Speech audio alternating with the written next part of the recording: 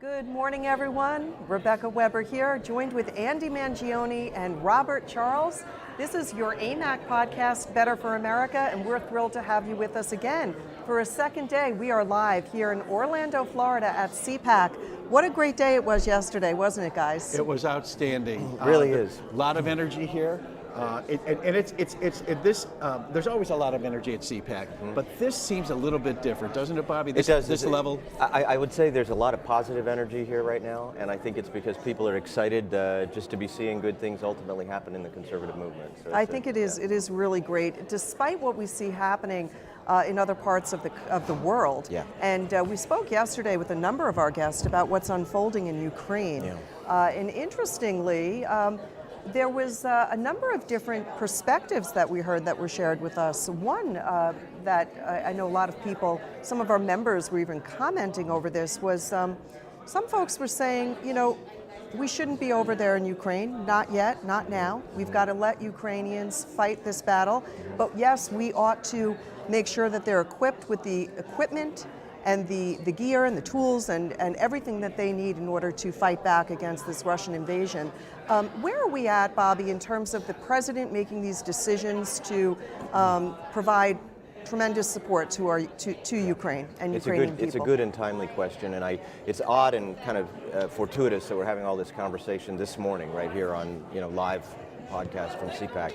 A lot of big things are happening literally hour by hour right now.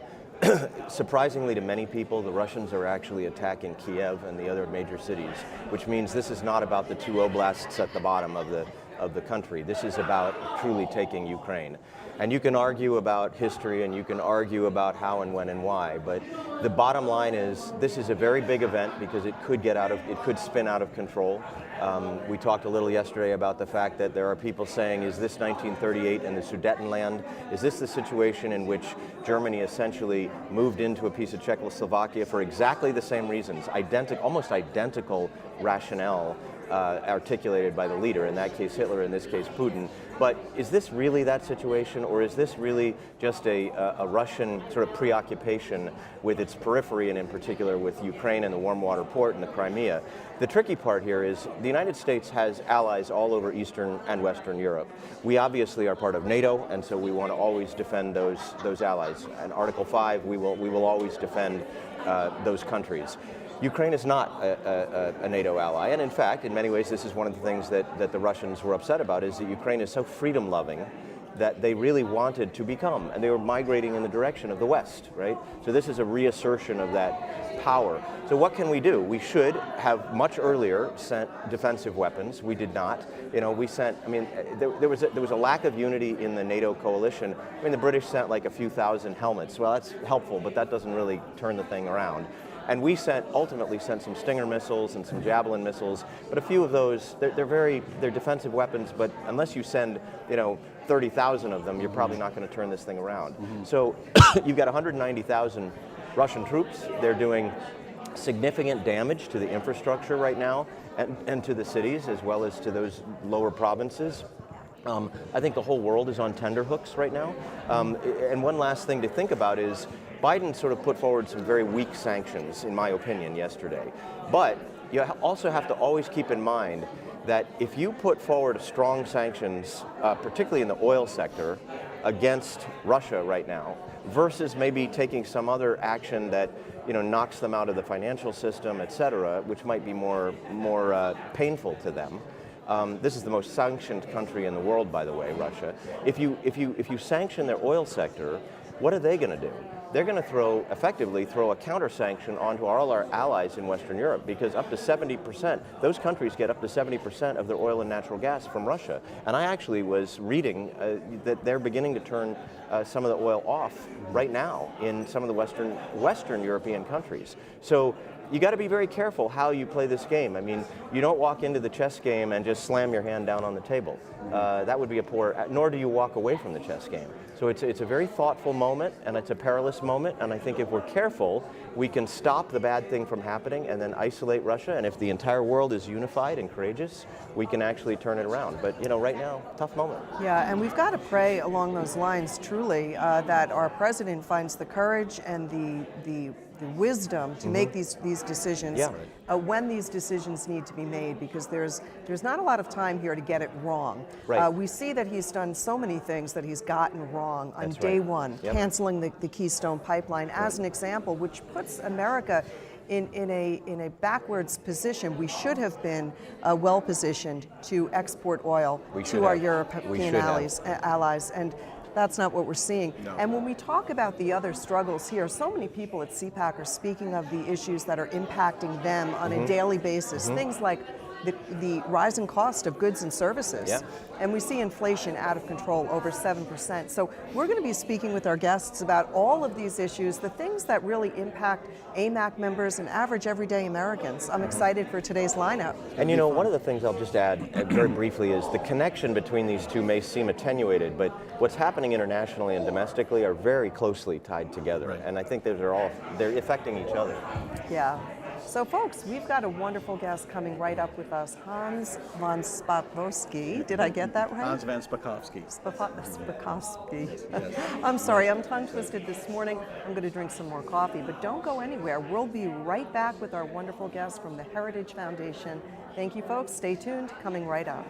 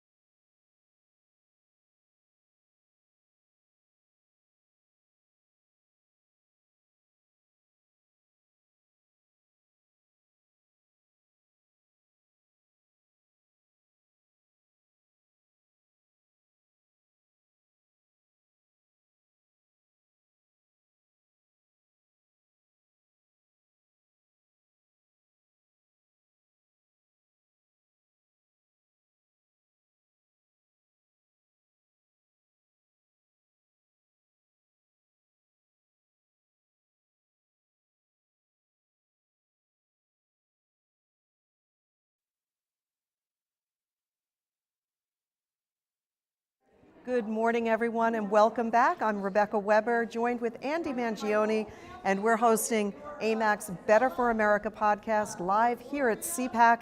And I'm thrilled to introduce our next guest. This is a senior legal fellow at the Heritage Foundation, Hans von Spakovsky. Did I say that correctly, You sir? came close. Oh, okay, wonderful. Hans is an authority on a wide range of issues, including civil rights, civil justice, the First Amendment, immigration, the rule of law, and government reform. And so we are thrilled to have you with us, sir. Thank you for joining us. Sure, thanks for having me. Fabulous. We have been in conversation with Hans for the past year and a half, and talking about. I'm sorry. We're talking about the election reform. Right. Ever since the 2020 election, you were a guest with us last year at this time. Okay. Yeah. But so there is a midterm election coming up. Right. There is primaries coming up. There are primaries coming up. We have been totally involved and engaged in getting people more involved in the election process. Right. Everyday Americans. There's been a ton of legislation throughout the states to shore up elections. States almost reclaiming their sovereignty Yes, with regard exactly right. to running their own elections on a federal level. We fought off horrible legislation that would have federalized our elections, and the Democrats still aren't done. So here we're sitting here in late February 2022. What's the lay of the land as we roll into these primaries and then the midterms? Right. Well, look, on the one hand, as you said, we stopped this really bad legislation in Congress. Doesn't mean that Democrats won't try to push it again before the midterms, but for now it's been stopped. Probably about 12.5 states last year passed good election reforms. Florida, Georgia, Texas, Arizona even passed good reforms, and a number of other states. Those states now are all in court because they couldn't stop it in the legislature, and so now the left, with its huge, well-funded litigation machine headed by a lawyer named Mark Elias, who folks may have heard of, and now, unfortunately, with the help of the Biden Justice Department, are suing those states. So Florida, Georgia, Texas, all have lawsuits claiming that their election reforms are somehow discriminatory or other problems. So those states are fighting back, and hopefully they will win. They should win based on the law and the Constitution. That doesn't mean that some errant liberal federal judge appointed by Biden or Obama will rule the wrong way. But the point is that a whole group of states passed good reforms, which should help us in the midterm elections. Other states are now working on it. Pennsylvania, for example, has been working on trying to get a good bill through. They did pass one last year. It was vetoed by the Democratic governor, and then he admitted he hadn't even read the bill. Right. Right. So they're working on that again. So it's a mixed picture from across the country. You know, the worst states, as I'm sure you know, are New York, Nevada, California. Election integrity there is close to zero. Yeah. It's easy to cheat.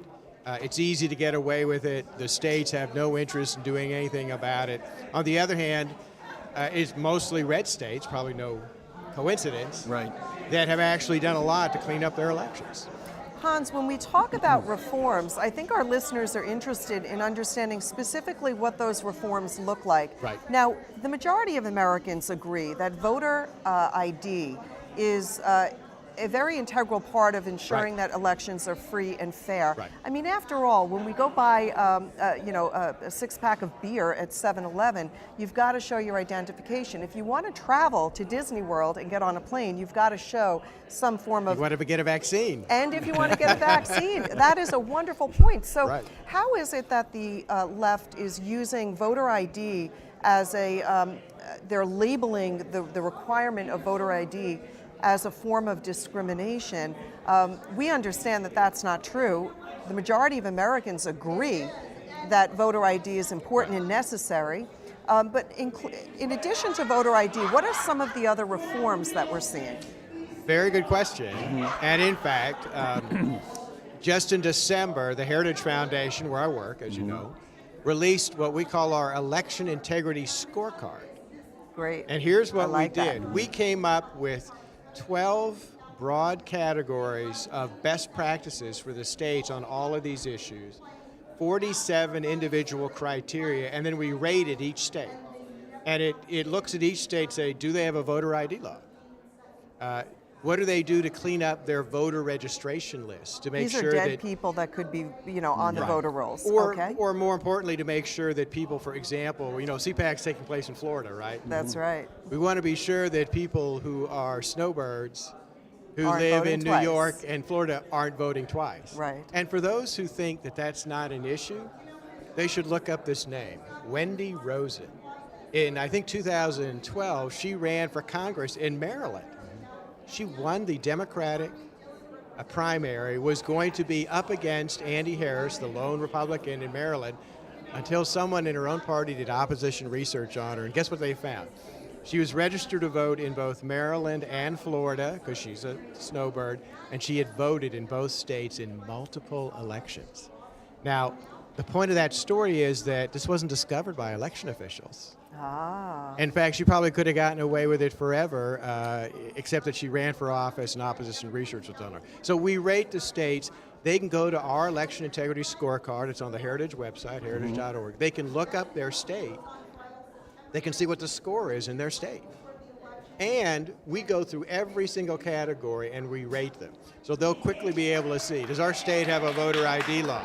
Is it a good ID law? Is it one that requires actually a photo ID? Right. And not a bill. Not a utility bill or Right, something like right. that. We have like a whole series of criteria on what are they doing to clean up their voter list. Do they compare it to their DMV records? Do they compare it to their public welfare records? Do they compare it to their vital records, the records of deaths? So that's an easily available resource for folks. And not only that, but we have model bills there. So if they look at their state and there's no ID law in their state, they can download our model bill, take it to their state legislature and say, why don't we have this in our state? I wanted to address that real quick because we saw this last year.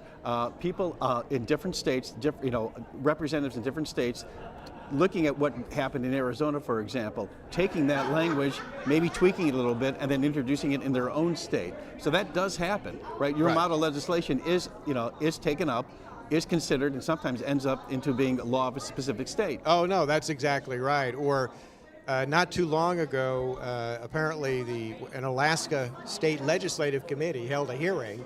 They brought in their director of elections, and they had printed out a copy of our scorecard on Alaska. And they went through on each area where the state was not doing what we think they ought to be doing. He said, well, why aren't we doing this? Right. Very good. Question for you too. Yeah. There's been a big push, and we've had a lot of discussions about this, to get people more involved in the election process, to become a poll very important. watcher, to become poll workers. I know that in Virginia, AMAC sent about 800 of our members to a website. Good many of them signed up, and we had unprecedented scrutiny in the Virginia election. Had a great outcome too. So so more people are getting involved, but they're running into roadblocks set up by the left. I mean, there's lawsuits. If a poll worker that happens to have an R next to their name objects to a specific procedure that's going on there, you have lawsuits that are arising. People are being accused of hate speech. Can you talk a little bit about, with this influx of more people becoming involved, particularly on the right, in the election process, what the left is doing to counter that? First of all, let me tell you, this is really important. It's really important that folks get involved as poll workers and as poll watchers. It's vital, and I think it made a huge difference in the Virginia election last year. Yeah. This is driving the left crazy. They don't want more scrutiny. They don't want the kind of transparency you have. And so we've had everything from the Attorney General of the United States, Merrick Garland, saying that he's forming a task force to make sure that election officials are protected from harassment and intimidation. That's not what's been going on. What he doesn't like is people actually showing up, for example, at the public meetings of the local county election board and asking questions. It's exactly what was going on with school boards across the country. That's right. We also had the legal general of the left, a guy named Mark Elias, who you've probably heard of. He was behind most of the lawsuits filed in 2020, saying that they're forming a defense group to protect election officials, again, supposedly from harassment and intimidation. No, what they don't want are people coming in and asking questions saying, why aren't you doing your job? Because as you know, one of the things we saw in the 2020 election was what? Election officials in particular states saying, oh, the state law here requires an ID, well, I'm just not going to enforce that. That's right. Conservative Americans, they do not want to buy into, and they recognize, because we're waking up and we understand that a lot of the way that the left positions their fight is to try to convince the American people that they're doing the right thing. We see that in the labels that they use on these voting bills, like Secure the Voting Rights Act. Anyone who thinks, everyone wants secure voting. So when they label a bill that way, the left doesn't. The American people do. Yes. We want to hold our institutions accountable. We want smaller government. We don't want greater government and greater overreach. And essentially what you're doing is you're looking to empower the states, to give the states every tool available to them and keep federal government out of the election process, which is really what the left is trying to do, a federal takeover of our elections where they can dictate to the states how they would like elections to be run, allowing for more fraud, essentially, is what we're seeing. And we recognize that that's not the direction that we want to go. That is not a direction that's good for America. And it's the difference between the American people voting someone into office and someone getting in illegitimately because of these weak voting. And the whole problem with the federal government dictating the rules of election, and one of the reasons the framers of the Constitution didn't want that was because it means the party in power in Washington can dictate the rules that they think will make sure they stay in office. And a question for you. So we're seeing progress. We're also seeing opposition. If you had a crystal ball sitting in front of you, would you, how do you feel? I know this is just, Hans's opinion. Take off your Heritage Foundation. And how do you feel, what kind of shape we're in as we roll into this critically important election year?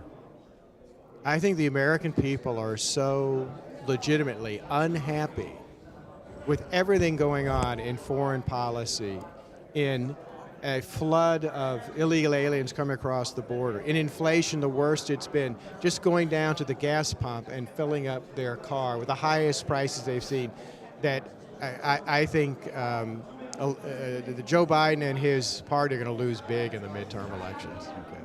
So you do see this red wave, or as many others have said, a red tsunami is what they see is coming. I think so, yes. Well, let's pray that we've got, again, secure elections so that the will of the people is revealed in November. I agree. That's wonderful. Thank you so much. It has been an absolute honor to have you. What is it, my final question for you, sir, is what is it that people who are listening, ordinary, everyday people can do?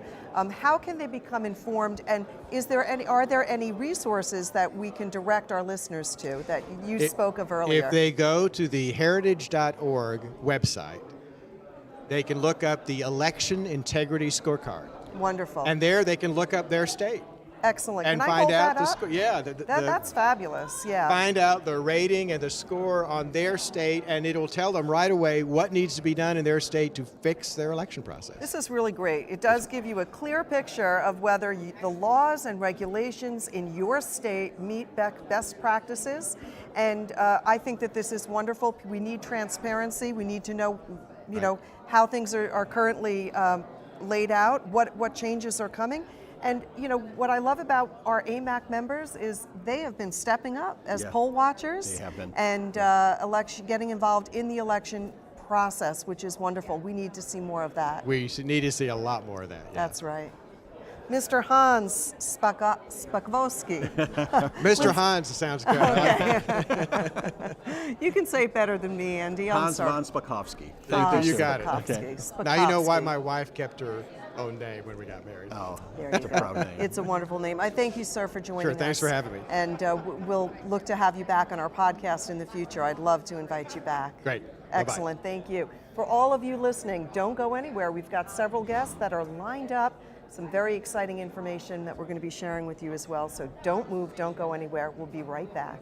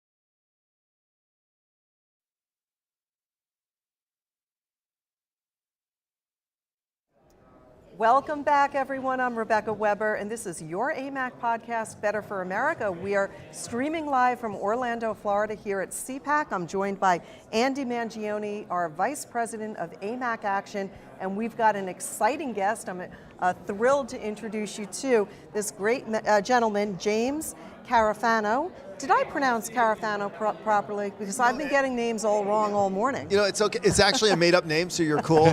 No, really, it's an Ellis Island special, and like two brothers and a cousin all came off the boat at the same time, and they walked out with 3 different spellings. So it's kind of hard to go wrong. All right, so we can't get that wrong. But this is what's great. Your background, sir, is just really wonderful. You are a leading expert in national security and foreign policy challenges. You're an accomplished historian, a teacher, a prolific writer, which I look forward to hearing more about your book, Brutal War. So we'll speak to that in just a moment. But you've been part of the Heritage Foundation, joining the Heritage in 2003 as a senior research fellow in Homeland Security, missile defense, and you are a regular guest analysis on all of the major networks. Thank you for joining us, and we're excited to hear your perspective on what's happening in the world today. Thank you. No, thanks for having me. And you know, before that, I was in the Army for 25 years. Well, and thank you. One of the things I love about Heritage, which, you know, the think tank in Washington, D.C., and is we try to hire people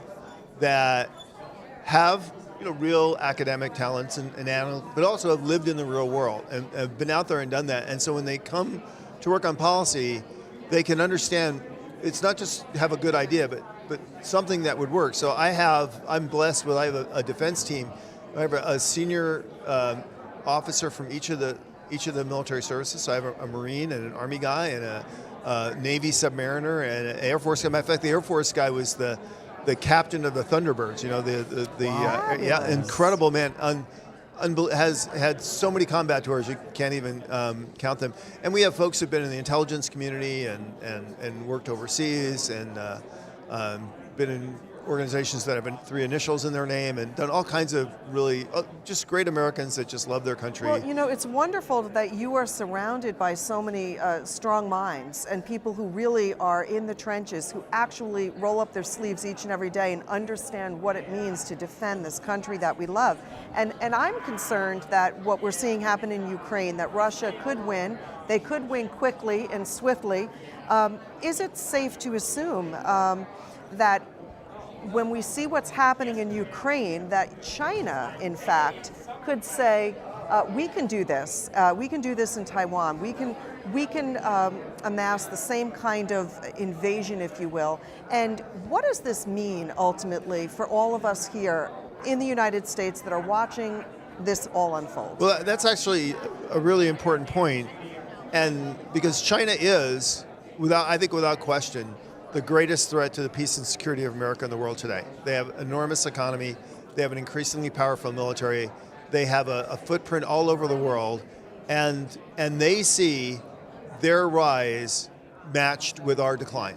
That for them, this is a zero-sum game. That if it's bad for America, it's good for China, and that because we are the biggest obstacle to the expansion of their power, and this actually directly ties to the Ukraine, because for Americans, and when I say this, you know, we're all concerned about 44 million Ukrainians who are in harm's way, who didn't ask for anything, right? They just wanted to live in peace, and they're being attacked, right?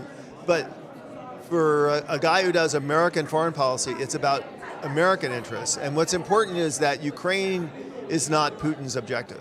Ukraine is just the crisis before the next crisis. He has been very clear about this. He wants to reabsorb the post-Soviet states. He wants dictatorial control over Central Europe. He wants NATO to dissolve. He wants America to be alone and isolated. And the biggest fan and the biggest supporter and the biggest enabler of that is China. Putin is doing China's work for them. And what Putin is doing in the Ukraine today, the number one beneficiary in the world today is China, because they want a weak and divided Europe and an isolated America. So when people say Ukraine's not about us, we don't care about that, dude, they're coming for you. I mean, an easy way to explain this is, think about this. Of all our friends in the world, and we have our differences and disagreements and everything else, we all believe in human rights. We all believe that governments ought to be freely elected and people should govern themselves. And we believe in free enterprise, right? We believe that people should be able to rise and accomplish things with their own skills, right? We all believe that in one way or another, right?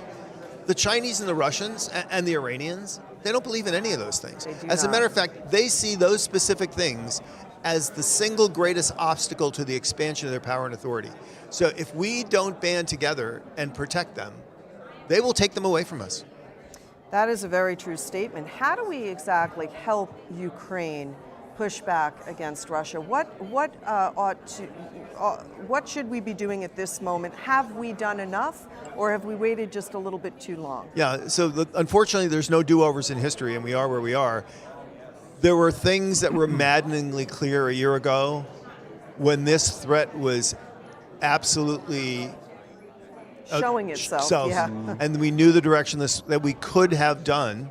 And the reason why we know that's factually true is Putin's really been on this campaign since about 2014. 2014, when Obama was president, he thought the Americans wanted to leave Europe. Europe was weak and divided, that if he was ever going to realize his dream, that it was time to do that. And that campaign stopped in its tracks when Trump was elected president. He did nothing for 4 years because he feared Trump, and he knew Trump wouldn't let him get away with it. And as soon as Trump left office, he went back to it. So there were things we could have done a year ago we didn't. And the reality is the war in Ukraine is going to play out really without really America impacting very much. But we need to ask, what can we do to protect us? Because this is really what American foreign policy is about. And if you think about it, it is frustratingly simple. There's only two reasons why Putin is relevant to anybody. He has a powerful military, and he sells people out of energy. If you take those things off the table, Vladimir Putin is relatively irrelevant, even to the Chinese. And so if we actually did what Trump was trying to do, to have peace through strength, to have a military that can defend our interests, to force our allies to step up and do their part, Putin couldn't threaten us. And if we were energy independent, his energy wouldn't matter. And the price of oil wouldn't be going through the roof.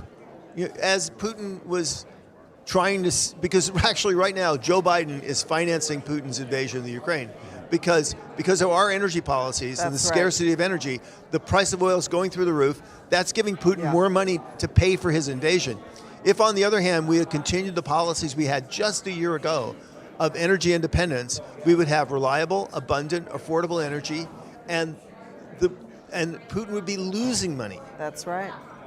I mean, can you imagine, what Putin must be thinking? He must be laughing, saying, "Ha, you folks are worried more about climate change than you are about China." I mean, we really have to get our priorities in order here. So here's the one of the reasons why we're in so much trouble, and it's the one actually people don't talk a lot about. If you think about it, the people that are running this government are the exact same people that ran it in the Obama administration. That's right. The Russians and the Chinese played these guys for years. They know exactly what it's like going to the Super Bowl and not only having the other guy's playbook, but a little play by thing in the ear, you can hear what the coach is saying. And when he kind of speaks behind the things, like knowing all that stuff, right? It's like they know exactly what we're going to do before we do it. This administration functions in exactly the same way Obama did, which is their goal is the political transformation of America and gaining absolute political power. That's the progressive agenda.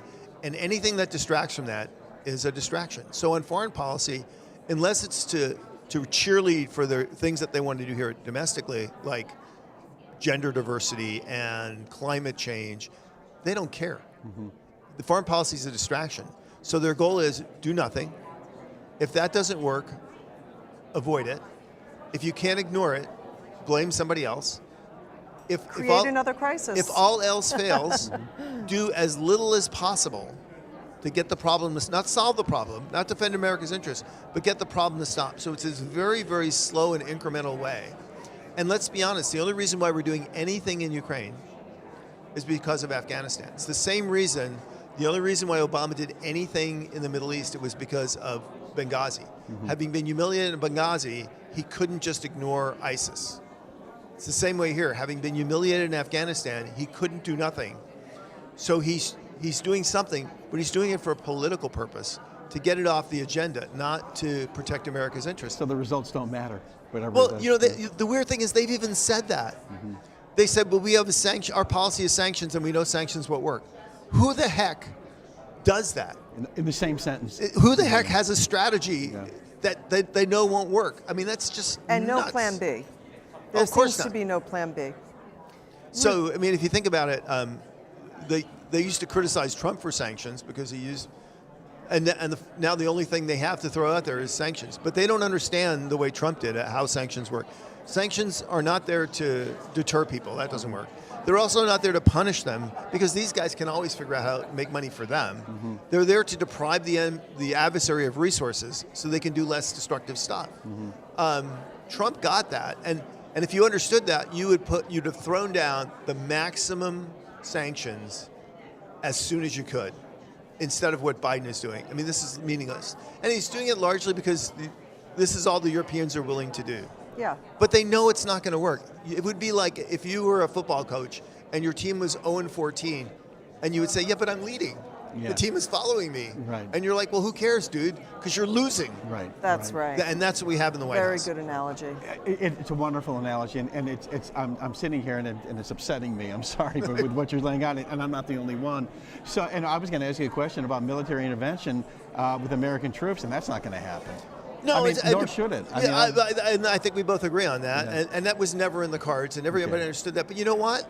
In the 4 years Donald Trump was president, there was never a discussion or a thought whatsoever about sending American troops into Ukraine, and actually there was actually no active policy to bring Ukraine into NATO, but yet Putin did nothing because he feared Trump, and that's what's going on here, and of course, part of that is not just being humiliated in Afghanistan and looking feckless, abandoning all of Trump's policies,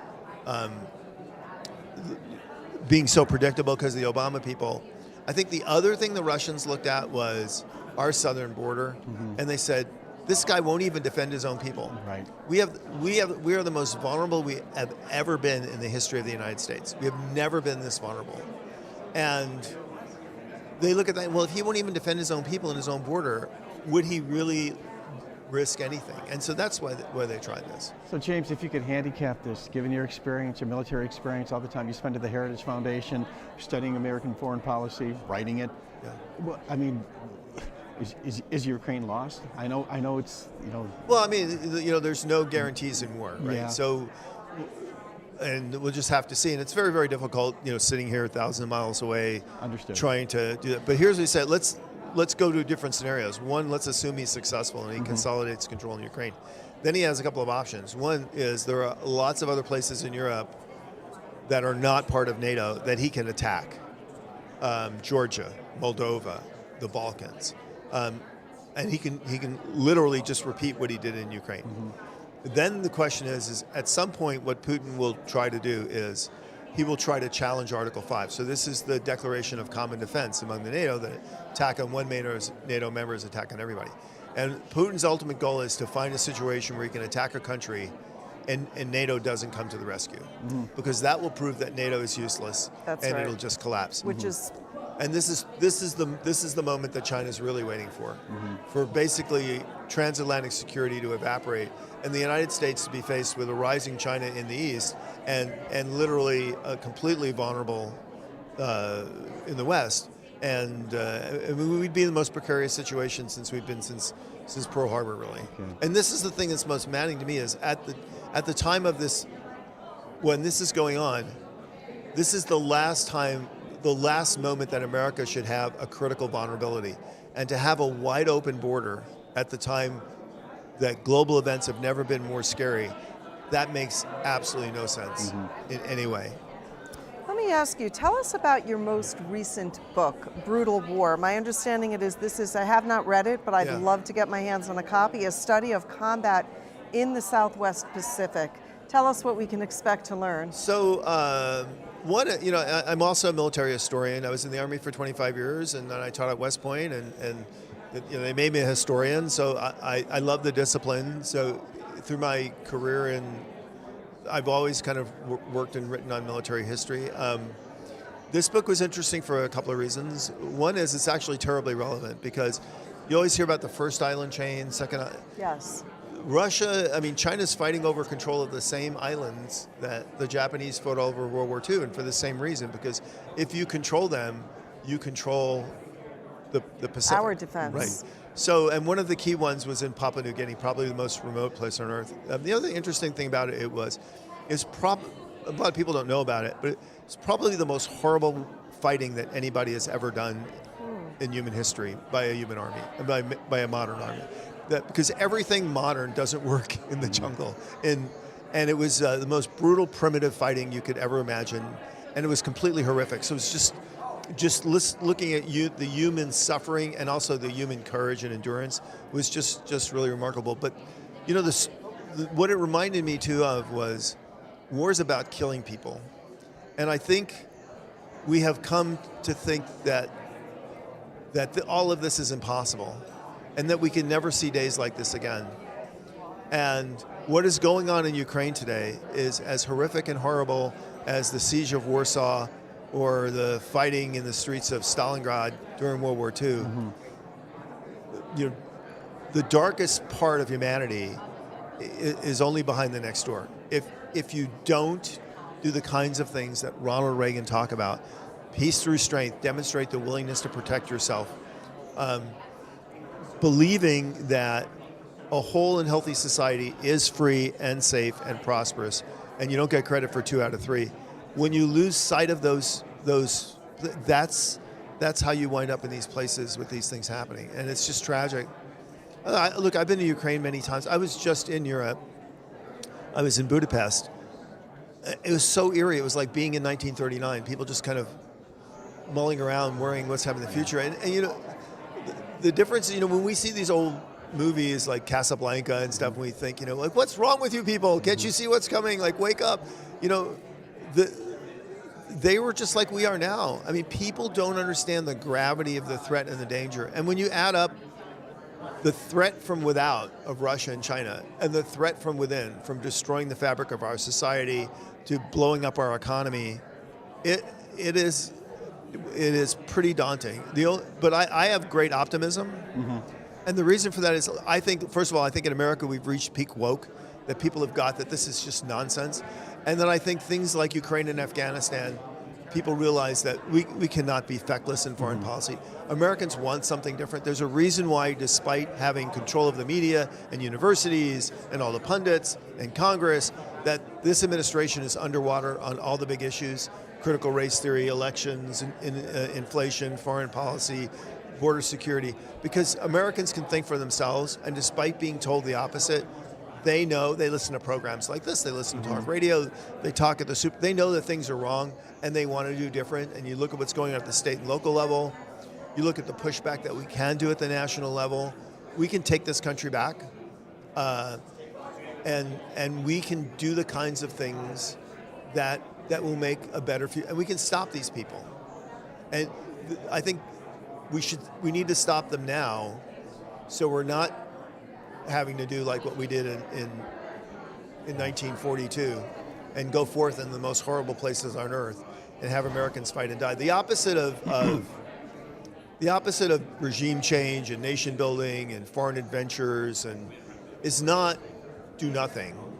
The opposite is be willing to defend your own interest in what's yours. And if we did that, we would have a much more stable world.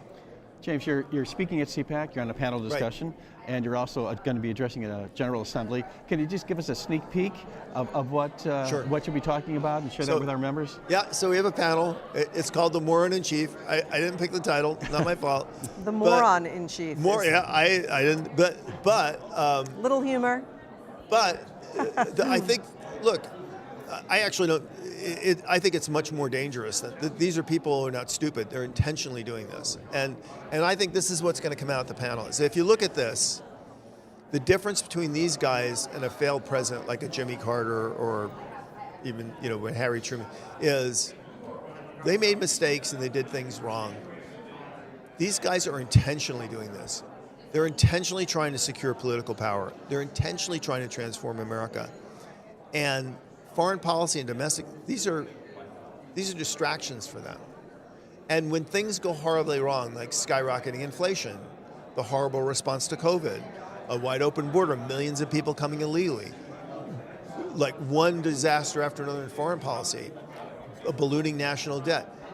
Their response isn't like a Harry Truman to say, oh my God, I screwed up, how can I fix this? Their response is, what can I do to get my agenda back on course? And so this is an administration which is determined to transform America, and it doesn't matter how much we suffer in that process. And I think the panel will delve into that on the domestic policies, on foreign policies. And I think they should have called it the schemer in chief, to be honest with you. Oh, that's a better. Because that would I be think better. that's what's really going on here. Well, we look forward to that. When are you speaking? So we're with a big panel on the mainstreams on Sunday morning, and we're also doing kind of one of those sidebar panels Excellent. on tomorrow morning, and that topic is actually on the future of Europe, which is, Right. boy, didn't that turn out to be topical? Right. Well, what a pleasure to have you. Thank you so much for joining us. Well, thank this you. has Well, been great. And I'd love thank to you for have what you you do. join us again on our podcast. Alyssa will be in touch. We'd love to have you back. There's so much we could delve into and really unpack as we look at what's unfolding Well, in and Ukraine. I got to say, thank you for what you do. If we're going to take this country back, it's because of people like you that have forums and provide an alternative and let people listen to things and then decide for themselves what's here. right and how to do it. And then, but now they have to act, right? They have to listen, and then they have to talk to their neighbors and then decide what they're going to do about it. And that is Wouldn't happen precisely without you. why we do this. So thank not you. happen. Thank you so Mr. much. James Carafano, thank you so much for joining us. And for all of you tuning in, we will be right back with you in just a short moment. We've got an exciting game that we're going to reveal and show you something that you can purchase and bring and play alongside family and friends. Real fun stuff coming up. We'll be right back with you in just a moment. What a great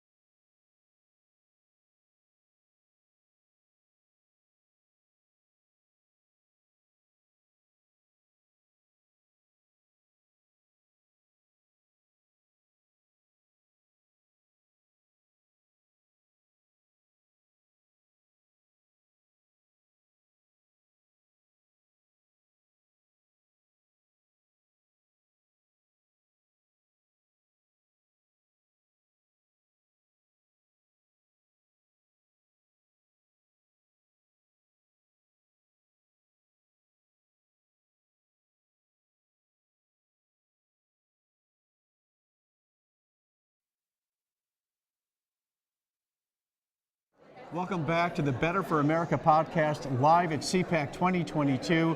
Thank you for joining us. I'm Andy Mangione, joined with Bobby Charles, AMAC National Spokesperson, among many other things. We're very excited to introduce a new guest right now. White House correspondent Dr. Anthony Harper is joining us to share his experiences. He's a varied background. We'll get into his background, his experience as a White House correspondent, among other issues that he's covering. Dr. Harper, thank you for being here. It's great to join you here today, and very crucial issues that we're dealing with at the White House. Could you tell our members a little bit about your background before we get into the questions and answers? Okay, I've been at the White House for 10 years, the Obama administration, asking challenging questions, but this press secretary, Jennifer Psaki, is afraid to call upon me. I'm there at a prominently placed on the front row, holding my hand up persistently, trying to be called on, too afraid to call upon me. As you're probably aware, and your viewers are aware, the lack of transparency by this administration, too afraid to deal with these challenging human rights questions that I asked. And go ahead. Oh, no, not a problem. You had mentioned that you talked about that this press secretary punishes people in a passive-aggressive, sarcastic way. I think we've seen some of that during these press conferences, but you've experienced it firsthand. Oh, I have. Specifically, I have recovered from COVID virus. So after I get back to the press meeting, she sarcastically says at the very beginning of the press meeting, "Welcome back, Dr. Harper." And she really doesn't look at me, and I'm not allowed to ask a question. But I've noticed that she's used sarcasm for other people that she doesn't like that much. Peter Doocy, she said, "Welcome back. We missed having you here." I don't believe that. I mean, she doesn't enjoy having Peter Doocy there, and he's very challenging. But I guarantee my questions are a lot more challenging than his regarding human rights, and it's very disturbing. Well, I'm glad you broached that topic, human rights. You do a lot of work on what's going on in China. We just had a Winter Olympic Games in China with record low viewership for NBC. You saw NBC commentators spouting propaganda from the CCP. People turned away in droves to watch this. I read of situations where there were Olympic sites right next to prisons or detention centers. Just not a really good face put on by China for the Olympics. And the Olympics are usually a unifying event. But beyond the games itself, one of the worst human rights violators on the face of the planet is China. And you've done a lot of reporting on that issue. Yeah, and the White House is afraid to deal with this. Specific concerns about human rights violations are forced sterilization, organ harvesting, infanticide, rape in the prisons. Very disturbing. And the Uyghur people are confiding in me, wanting me to bring their story to the White House, but the press secretary won't deal with it. The press secretary is always putting this off on the State Department. She won't answer the question, saying, "Oh, this is a matter of the State Department." The real issue is that she just can't handle answering challenging questions. So. Dr. Harper, you really are a courageous force, being you're sort of I'm trying to think of the right metaphor, but you're in among the sharks, and you're asking the tough questions, particularly on things like human rights. And I guess the contrast that comes to my mind is the way in which some of our prior presidents have worked hard to try to get at truth, and there's been a dialogue with the White House press corps. Do you have the impression when you see either the president or even some of his sort of deputies that there's an intentional dissembling or an incapacity to answer these questions? I mean, does this White House seem different to you, having been there 10 years, from other White Houses of the past? Totally different. I just personally believe, I have a doctorate degree in psychology, and I'm used to observing some strange behavior. And President Biden's behavior is, to me, mentally he's not all there. Right. I mean, just by his actions, the way he handled the Afghanistan crisis. Yeah. President Trump recently just said that if I were president, this wouldn't be happening, and we would really have a lack of strong leadership. And maybe the word leadership is really misused in this case, because Biden doesn't have the characteristics of a leader. It's interesting that you. These issues, so. Yes, you're absolutely right, and it's interesting. I'm often reminded that a very strong people or a very strong country with weak leadership, in the end, is weak because you're not using the power you have, and we have a lot of moral power. persuasive power, we have a lot of military power, we have a lot of economic power. Indeed, we probably top out the world in all three of those categories, and yet we don't have the political will in our leadership, it seems, to do anything about it. Let me pivot to China again for a moment, because 2 weeks ago, and I'm sure you were right at the cusp of this, seconds after it was announced, but you saw this pact of sorts announced between China and Russia, and if you read through the text of this pact, one of the things they say is that they're going to redefine what human rights and the liberties and rights of an individual are. What do you make of that? Well, very disturbing. I think about our Declaration of Independence, that we're endowed with our Creator with certain unalienable rights, so life, liberty, and pursuit of happiness. That's right. There's a total effort to, I would say it's a really propaganda, a lot of psychological manipulation, but deviation from those founding principles in the Declaration of Independence. Absolutely. And I'm very alarmed by this attempt to redefine cancel culture, totally assault on our freedoms. So especially religious freedoms. Absolutely right, and I know you're very attentive to both religious and to free speech rights. One of the things that always strikes me is that if you look at our founding documents, and there are a number of founding documents, the Federalist Papers, and you look at all the things that informed that extraordinary group of people to make a bold cut with basically all of history and say, no, people should be able, within the confines of natural law, we should be able to make our own decisions. And I often think that the Bill of Rights, really those first 10 amendments, in some ways, the first one with free speech and religion, and the second one with self-defense, and the fourth and the sixth, and not being taken captive, all those things the Uyghurs, by the way, don't have, all those things that now the Ukrainians don't have. I wonder, are we at some sort of a historical inflection point where a great battle is being joined between those who believe in those rights and freedoms and never mind free markets on one hand, and on the other hand, those that would oppress and overtake contiguous countries and ignore law, and more importantly, ignore the moral fabric, basically communists and post-communist leaders. Is this a battle of ideas that people ought to be a little more focused on? Totally. I'm thinking about President Biden. It's hard for me to say President and Biden in the same phrase. Harder and harder every month, right? Okay. Well, he is at Gettysburg, talking about the battle for the soul of America. He has no idea. He doesn't understand some spiritual matters. Right. I'm thinking of a better president, President Lincoln, that said in the middle of the Civil War that we're a nation that has forgotten God. Now, this is his proclamation on humiliation fasting.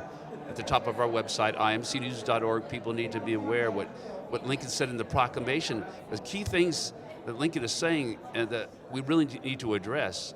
You are so right, and I have to tell you, you just struck a chord there, because my father was a bit eclectic in his views, and he insisted that his kids learn the Gettysburg Address and how to play chess at the age of about 4 or 5. Oh, okay. So 7 years ago, our fathers brought forth on this continent a new nation, et cetera. And the bottom line on this is we are losing, it seems to me, our entire moral compass. We really, as a country, our culture is being divided. This transgender business, all of the stuff that basically says there are 64 genders, and what's happening is that idea that there is a compass needle, and that the compass needle needs to be kept on something close to true north. We all vary a little, but the bottom line is, and I see this White House almost accelerating that process. Do you think that's a fair kind of a statement? Yeah, it's all accelerating.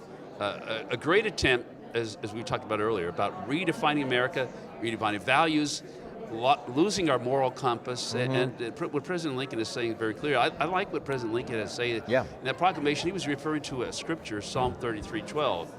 Blessed only are those nations whose God is the Lord. President Lincoln knew that if we lose our founding, if we do not acknowledge God, if we become arrogant and too self-reliant, there's another thing that he said in that proclamation, that we're too proud to pray to the one that created us. We're not humble. We need to really approach God and asking for mercy, because I like also the phrase that he says, we've been intoxicated with our unbroken success. That's an interesting concept. You remind me again of Alex de Tocqueville, who in 1835 wrote those 2 volumes, Democracy in America. And one of the things that I remember he did when he returned to France was he said, America is great because they are good. If they ever fail to be good, they will lose their greatness. It's so true. I'm going to jump in here, Yes. pivoting back to your experience as a White House correspondent. Something struck me. You said you covered the Obama administration. I did. Now you're covering the Biden administration. Right. Many of the same people from the Obama administration are running the Biden administration. And yet you see a difference between the two with regard to your experience as a White House correspondent and the press secretary. Can you expound upon that? Well, I think about, Obama appears very charismatic, very persuasive. Biden is out in left field, mentally not there, not really charismatic in any way. So that's the contrast I see. Right. But during Obama's time, I actually got called on by Jay Carney, his press secretary. But this press secretary refuses to call upon me. So a big difference in that this press secretary, Jennifer Psaki, refused to have a picture with me. Jay Carney, Obama met with me, and so I've seen I see some big contrasts in there. And I was, of course, being there during President Trump's time, and I had a lot more access during President Trump's in the administration. We all did. So It was so much better then. One of the questions that AMAC members probably have, and probably most Americans have, is why is it that you're seeing what you're seeing? In other words, is it a simple incapacity of a president, or are the leftists really kind of driving things? Well, how do you explain what you're seeing? Okay, well, the leftists are driving things. There's someone behind the scenes. We know Biden is not really mentally capable of making good decisions by his behavior. So whether it's Obama, calling shots, directing him, whether it's Kamala Harris or someone else that we're not aware of. But it is very disturbing about what is happening with this administration and their lack of competence in dealing with moral issues. I really have a concern about this administration being anti-Semitic in their policies. We think about the Russia-Ukraine issue. Yes. What's being done to protect the Jewish people in Ukraine. And Israel has a East Med pipeline, natural gas to supply Europe. But President Biden, he cuts that off, that opportunity for Israel. Israel's getting half of their grain supply from Ukraine. Really? Biden is showing his anti-Semitism in his policies with conversations with Iran. And it's overall, and answer your question, it's very disturbing about what this administration is doing. An assault on our freedoms in every way. You'd mentioned anti-Semitism. Yes. Zelensky's in hiding. He's telling the world that he's, in the eyes of Putin, villain number one, and they're coming after him and his family. Oh, okay. And that, this just reminds me of, of the Blitzkrieg, and I'm sorry to make that connection, but this is what this reminds me of when we talk about anti-Semitism and a Jewish leader of a nation that's being invaded and targeted by another nation's leader. Oh, it's so disturbing.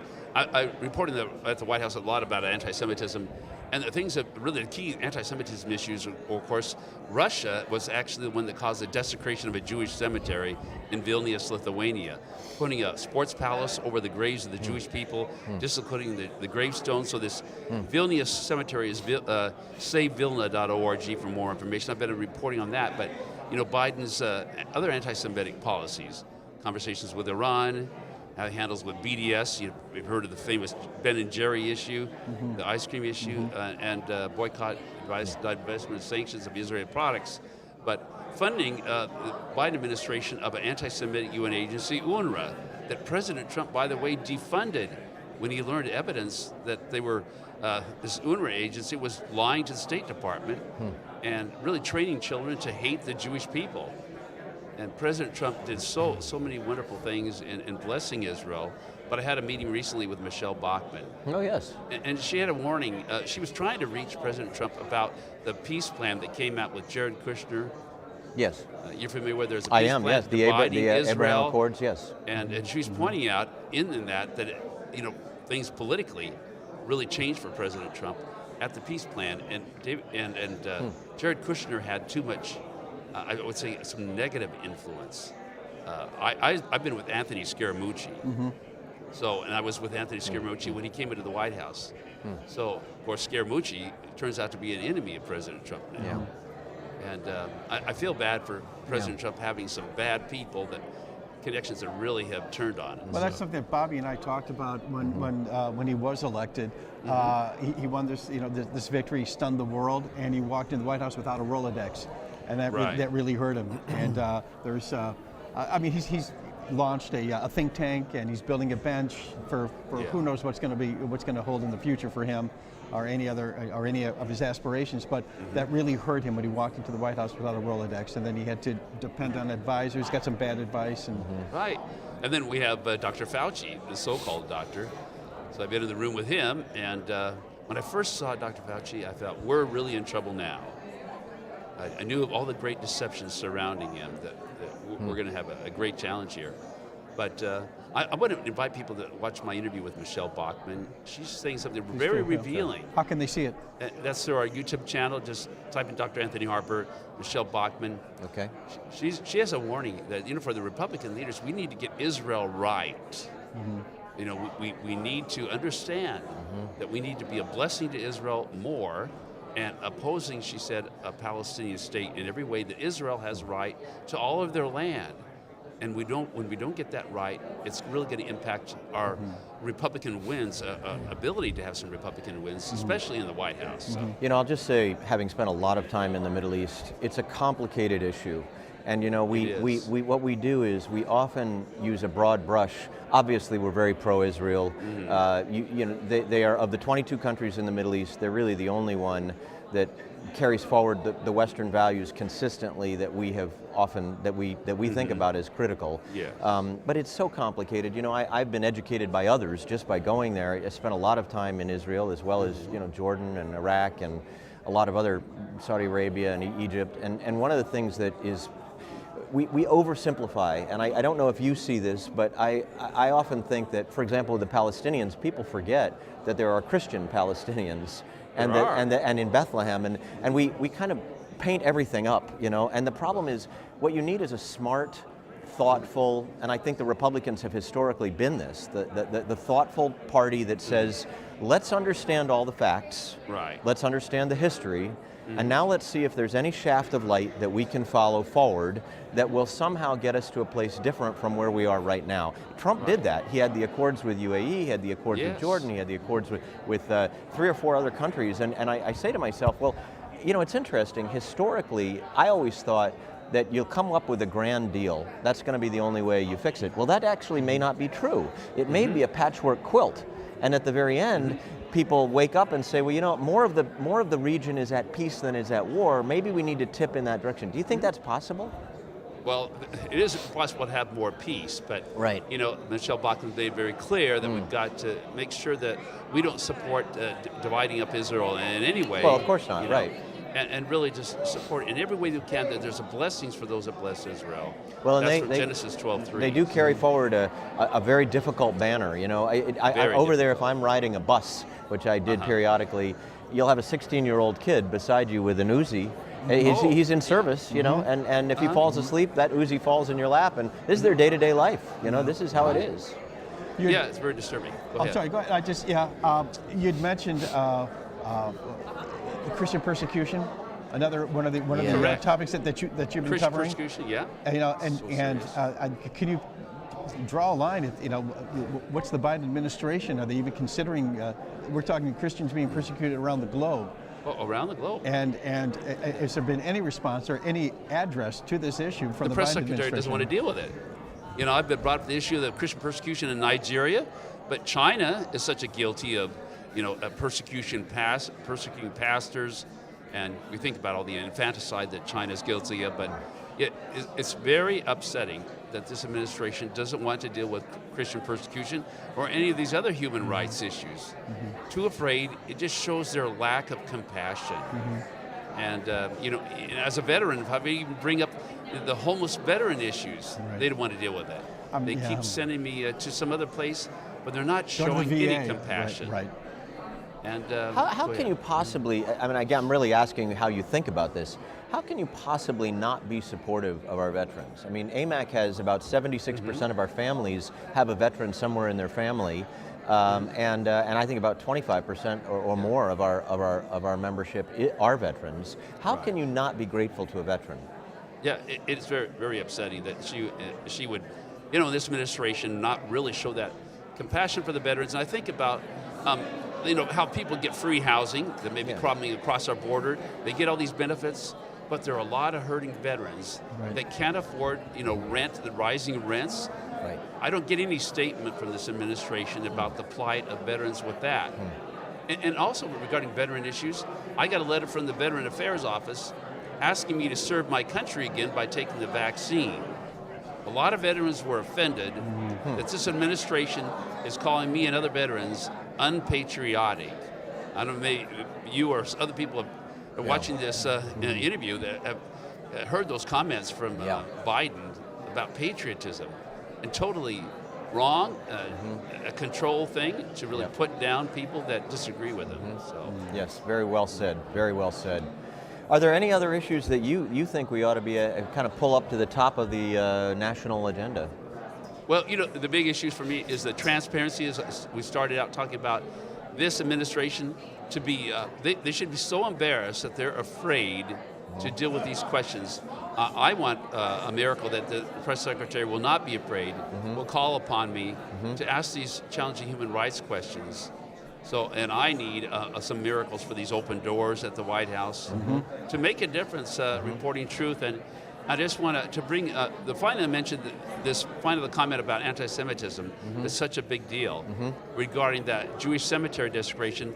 The Jewish people are asking for President Biden to support restoring the Jewish cemeteries to their former glory, to have a respect for the Jewish people and the loss of life. Vilnius, Lithuania, there were a lot of Jews at one time. The time of Hitler, actually, and after that, Russia came in and just look at their graves, but total disrespect for human life. Our viewers, and I know the viewers as well, want this administration to respect human life. Those rights that were given in the Declaration of Independence. Life, liberty, and pursuit of happiness. Yes. And I hope that this administration will be, as I mentioned, so embarrassed, so exposed on this issue that they really don't care about our human rights. And they need to confess that they're in the wrong on this matter and really have a about turn. So. Dr. Anthony Harper, thank you very much. We appreciate your time. Thank you for sharing your expertise and your experience being in the White House press room and all the issues that you've been covering. I'm Andy Mangione with Bobby Charles. We'll be back with much more from Broadcast Row at CPAC 2022 in Orlando, Florida.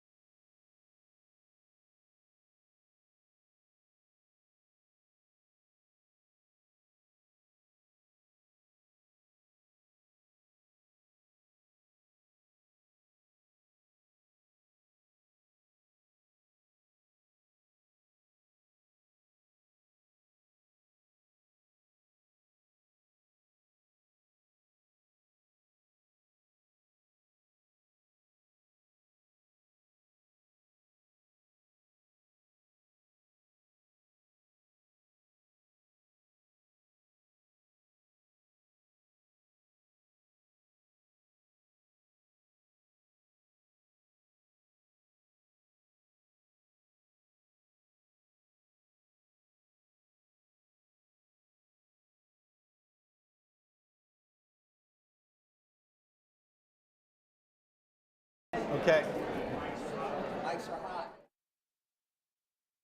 Welcome back to CPAC 2022 in Orlando, Florida.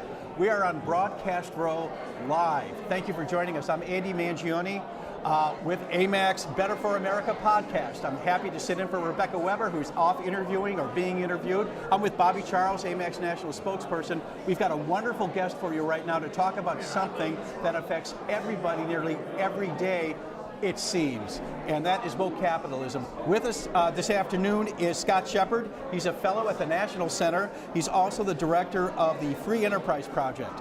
And what he does is investigate, and he looks at and he reports on woke capitalism. And we're going to talk about this madness, Scott, that it seems to have overtaken the boardrooms of Fortune 100 companies across the country.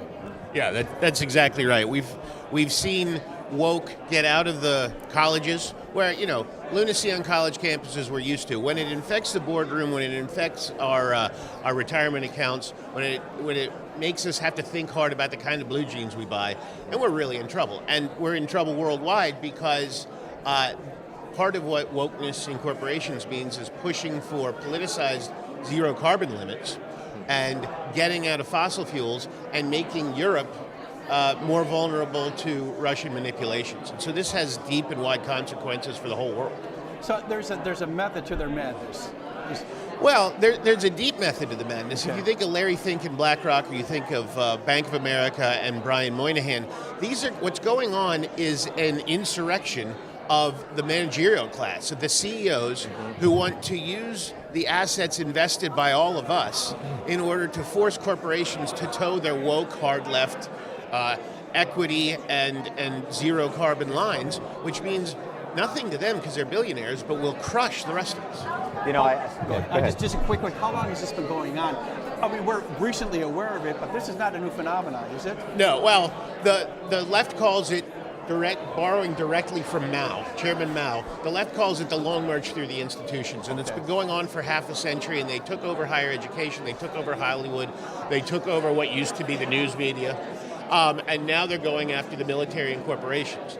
And the corporations really started to buckle about 10 years ago. You remember the lunatics in Zuccotti Park demanding that we eat the rich and nationalize corporations. Well, these CEOs made a deal with the lunatics that basically agreed, as long as we get to keep our stuff, we'll sign on to your hard left policy. Because it's not going to hurt us, and we don't care if it destroys the middle classes in America. And that's the deal that's been playing out for the last 12 years. So I have two questions for you right off the top. Part of what I see you doing, and it takes some courage to do what you're doing, to sort of bring the bright light to corporate America's misbehavior at the top. And I have friends that are in the top of organizations, and I wonder whether they're standing up, just like I wonder whether the generals are willing to put down their stars if they see that things aren't going right.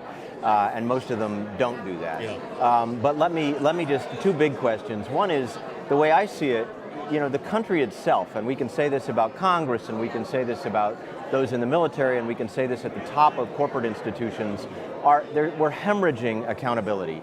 The notion that there is that we as average citizens have a right to have, whether it's a board representing us in our assets that are supposed to sustain us for the rest of life, or whether it's our government representatives, that whole notion of accountability seems to be disappearing. Is that true, or is that just a perception?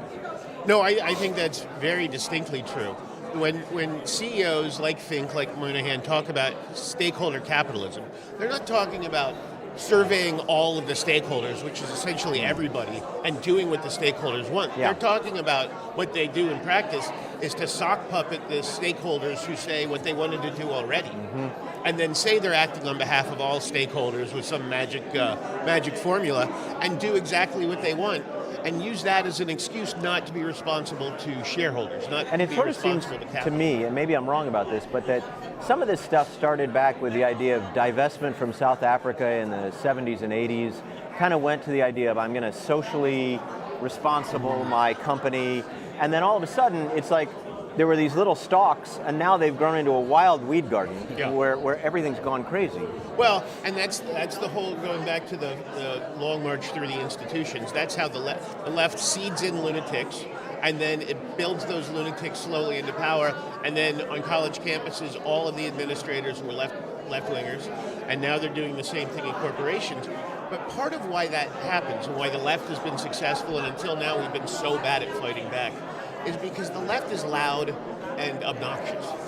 And by and large, we on the right are quiet and sane. Right. And what we have to do, and we have to do it right away, is to adopt the tactics of the left, however discourteous they may seem, in order to make the noise, to give the good people on these corporate boards the impetus and the backup to stand up to the lunatics and the woke CEOs and say, this is a catastrophe and we have to stop it. So let me ask you a legal question, since you obviously go down that avenue. Many years ago, I was a commercial litigator in New York and then in DC. And it strikes me that one of the linchpins might be to understand, and it's really a question, is it possible that what we're really seeing here is that corporate boards, which are supposed to be responsible to me as I put my life savings into your company to make profit. I didn't put it in there so that I would feel good going to sleep that you took some leftist turn. I put it in there so that I can have a retirement. Yeah. Is it possible that these boards are actually violating their fiduciary duty, and that they redefine fiduciary duty from what I relied upon in order, when I put my money into something they've decided is going to be their own special fantasy garden over here? That's exactly right. I mean, at the core of the fiduciary duty is the duty of the intermediary, of the fiduciary, not to self-deal. Right. Not to put his or her interests ahead of the people that he's responsible for and who are his essentially beneficiaries. Yep. And instead of that, we've got this whole crowd that's using the sock puppet of stakeholder capitalism to do their personal wills, their personal policy preferences in the name of doing good for everybody and in some vague way advancing the company's future.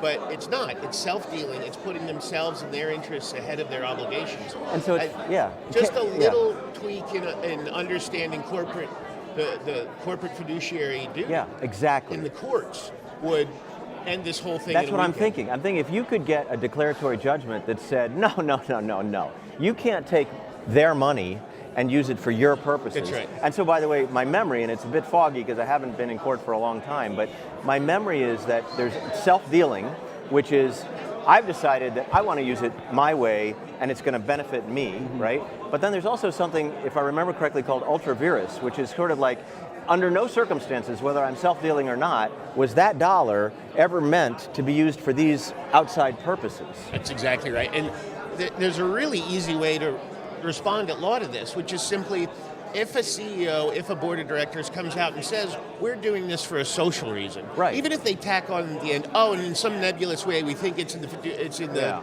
pecuniary interest of the company. If they start with this has this other effect, then they have to prove that it is in the fiduciary best interest. Just flip the burden of proof, and that ends the whole game. And it would seem to be that a lot of these people, just one last thought, they'd go, oh my gosh, they've got me, they got my number, I'll resign the board, I don't want to be part of that, right? Oh yeah, because once you're caught self-dealing in any way, then it's personal. You have to pay out of your own pocket, not with corporate money, and that'll be the end. I would think, this is very well done. I mean, I'm hoping you succeed. Absolutely. Has any of these companies been hurt by shareholders or by customers that refuse to buy their product? You hear a lot. It seems like the list of companies that I have to pay attention to that are woke, that I don't want to buy from, there's so many of them I can't keep up with it. Well, yeah. But has anyone been hurt by this financially, bottom line? Well, this is kind of hilarious that the head of Dick's Sporting Goods, for instance, is this stupid.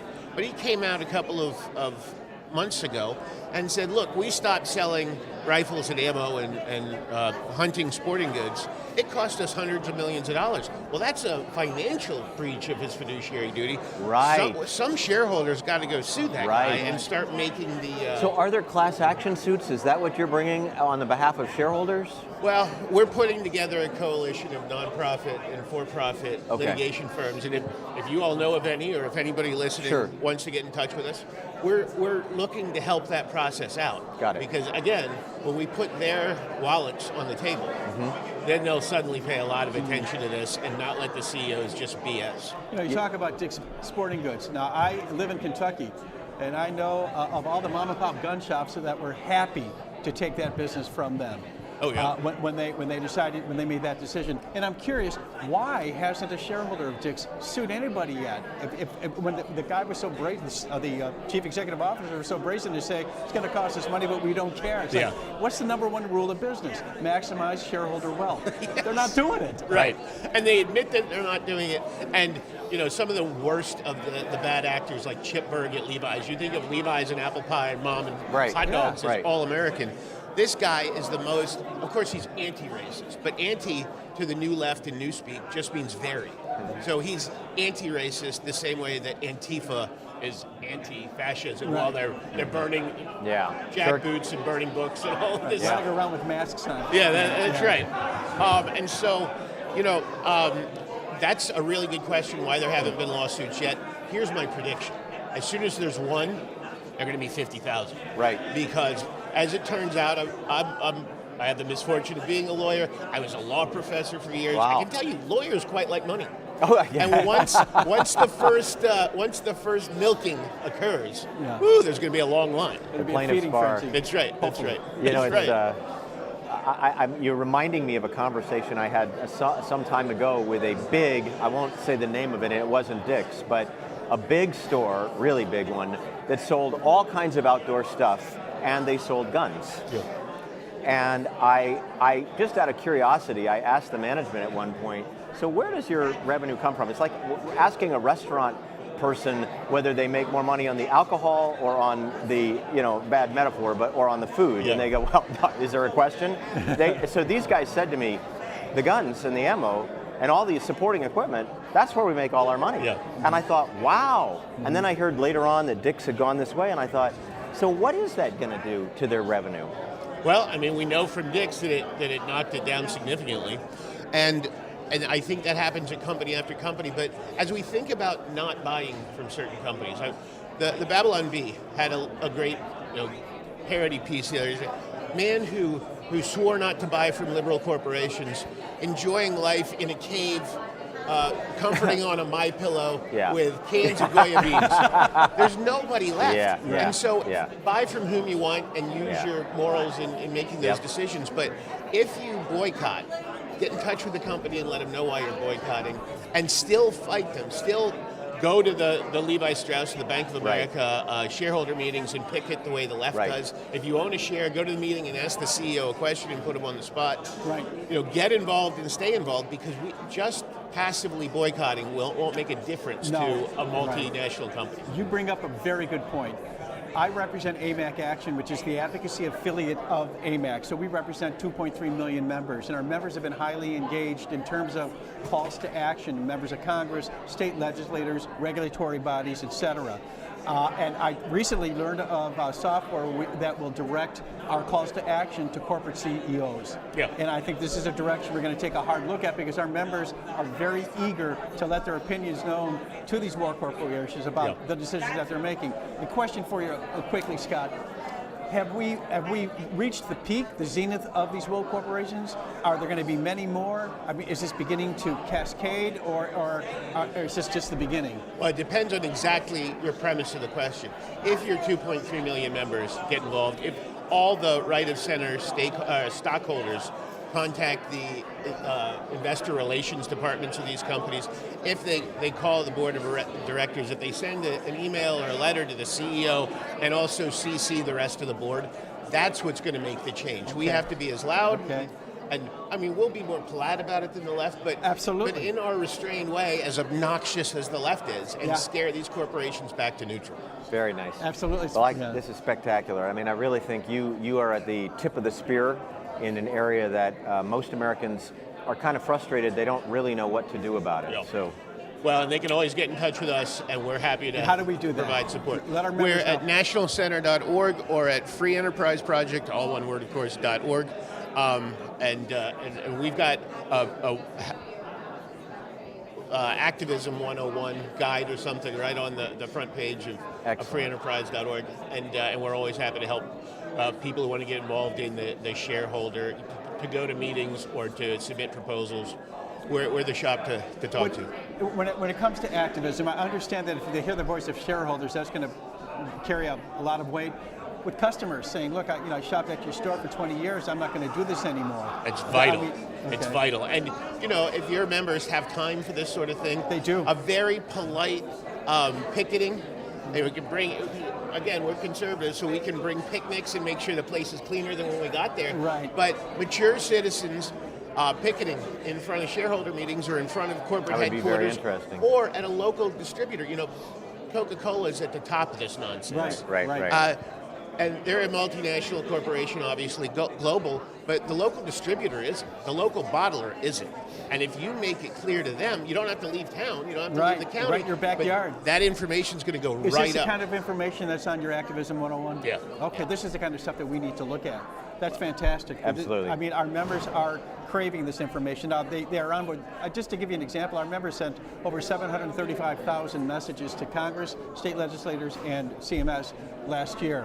And we're just scratching the surface of that kind of potential, with of the potential of that kind of activism. Yep. And they're highly engaged. And this is something I could assure you that they would be very interested in participating. Well, and let me give you one more activism thought, talking to state legislators, especially in redder states. If they were to convey to the state legislators just two things: the state pension funds shouldn't be invested in BlackRock or by State Street, which are the hardest woke of the investment houses, so get them out of there. Don't do business with companies that take hard left positions as a state. And talk to the legislators about adding viewpoint discrimination to the state's anti-discrimination laws. And that's Right, the end of right. If a big state were That's to a good threaten idea. to shut down Facebook because it discriminates on the basis of content, even Zuckerberg might finally start paying attention. Yeah. Well, I think we're close to the end here, but I just want to tell you how great it is to hear that your activism is out there, because frankly, I'm not sure of anybody else I know that's leading a charge like that. We're starting to put together a coalition of allies, but Cool. we're happy to be at the spear point. Outstanding. Scott, we really appreciate your time today, and it's been an education, and I'm very grateful for the work that you're doing. Go ahead and tell our members how they can get a hold of you one more time. All right. It's the Free Enterprise Project at the National Center for Public Policy. It's freeenterpriseproject.org or nationalcenter.org, and please get involved, and we'll be delighted to help if you want to. Thank you very much. Thank you, sir. I'm Andy Mangione, along with Bobby Charles, here on Broadcast Row, CPAC Orlando, Florida 2022. We're going to take a quick break. We're going to be right back, though, with more exciting guests from Broadcast Row. So please, stick around.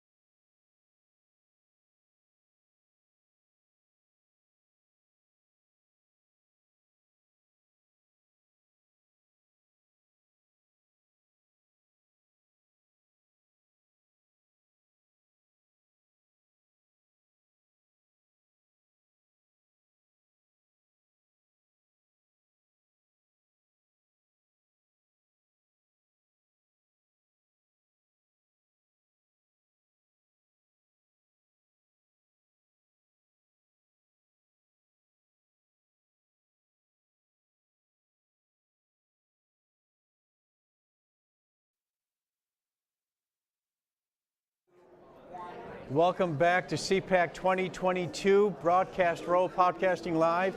Andy Mangione, Senior Vice President of AMAC Action, happy to be hosting this segment of the Better for America podcast. An exciting guest we have here with a wonderful story to tell our members and everybody that's watching today.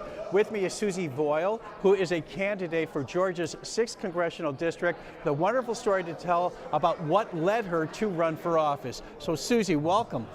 Well, thank you for having me, and I'm a proud AMAC member. I have to say that. Yes, if you guys can zoom in on her sticker, that'd be great. I'm kidding. It's all right. She's an AMAC member. She's asking if you are too. But we're glad to have you. Thank you for being a member. I am glad to be here. I really am. Yes, I was pretty involved in a lot of things for a number of years. I've enjoyed pushing candidates from behind, pulling candidates from in front, and getting them in there. But we've come to a point where we cannot keep doing the same old, same old. And so I look at my children, I look at my grandchildren, and it's time. It's time for us to be who we're called to be. I was on the platform committee. We've got a good platform, but we don't always adhere to it. Thank you. And you know, your children and grandchildren are very worthy reasons to step up involvement. You worked as a poll manager in Yes. Georgia's elections in the 2020 election campaign. Now, our members know we've been but we've initiated a campaign back in January. January 25th of 2022 was National Poll Worker Recruitment Day. And we worked with the Election Assistance Commission to get the word out to our members to get involved in the forthcoming primaries and the upcoming midterm elections as poll watchers, election workers, whatever the jurisdiction calls them. And in Georgia, they're poll managers. And you've been involved in that for how many years? For over 20 years. Okay, so let's dial back to the 2020 election. You were working the polls in Georgia. Tell our members what you witnessed. There were a lot of things that I witnessed in the polls where the chain of custody was totally off and non-existent in many cases. There were seals that were broken, seals that were not on, that should be on. And over my 20 years, I had always been trained not to use any machine that was so mal-ready. Some of my software was not even programmed for my particular poll. But the biggest thing that I witnessed was about 10 days later when we were called to do an audit. 10 days after the election? After the election. We were called to do a hand audit. And this was really, it was called an audit, but it was really just recounting what had been counted already. And there was a box of 800, and each had batches of 100, except for one particular batch. Many of the things that I saw were totally suspicious, but there was one thing that I could prove without a shadow of a doubt. We were partnered, two people doing these ballots to make sure there was no error on the part of the poll adjudicators. What we came up with, though, suddenly I pulled this batch of 110, which was odd in the first place. Mm-hmm. Out of that batch of 110, 107 of them were all for Joseph Biden. Now remember, we were only supposed to count the presidential ballot. Mm-hmm. But the minute I pulled these out, I knew there was something wrong. They were absentee, emergency style ballots. And those are folded. They have 3 folds in them because you fold them in half and fold them in half again to get them in the white inner envelope, and then you fold them and put that envelope inside an outer envelope. So it's very private, and things like that are taken care of. There were no folds in these. None of them in the batch had been folded. But even more, that's what first drew my attention to these. And then the little oval. Remember how you used to do those in school exams? Teachers had bubble it in perfectly, or it may not count. Well, all of these for Biden, 107 for Biden, 2 for Trump, and 1 for Jorgensen. The 107 for Biden were all exactly the same. And these ballots were so obvious to me. There was a small little eclipse, and a little white eclipse inside the bubble. And somebody might have thought, well, okay, they were made by toner.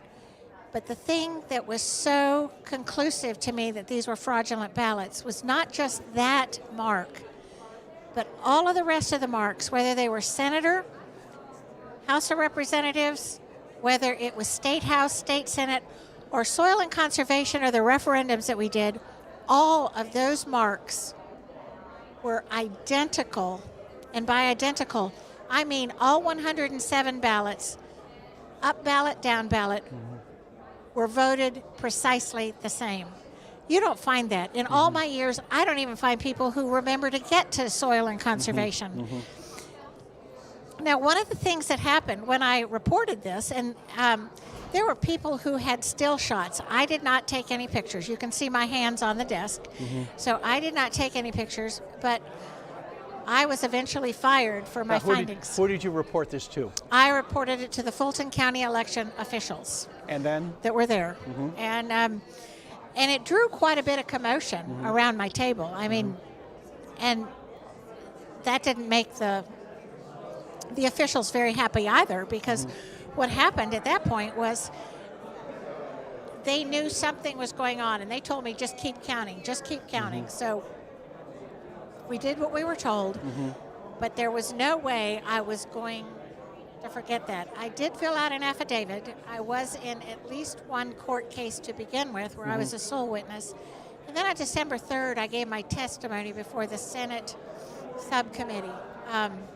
It was a judiciary committee in the state of Georgia.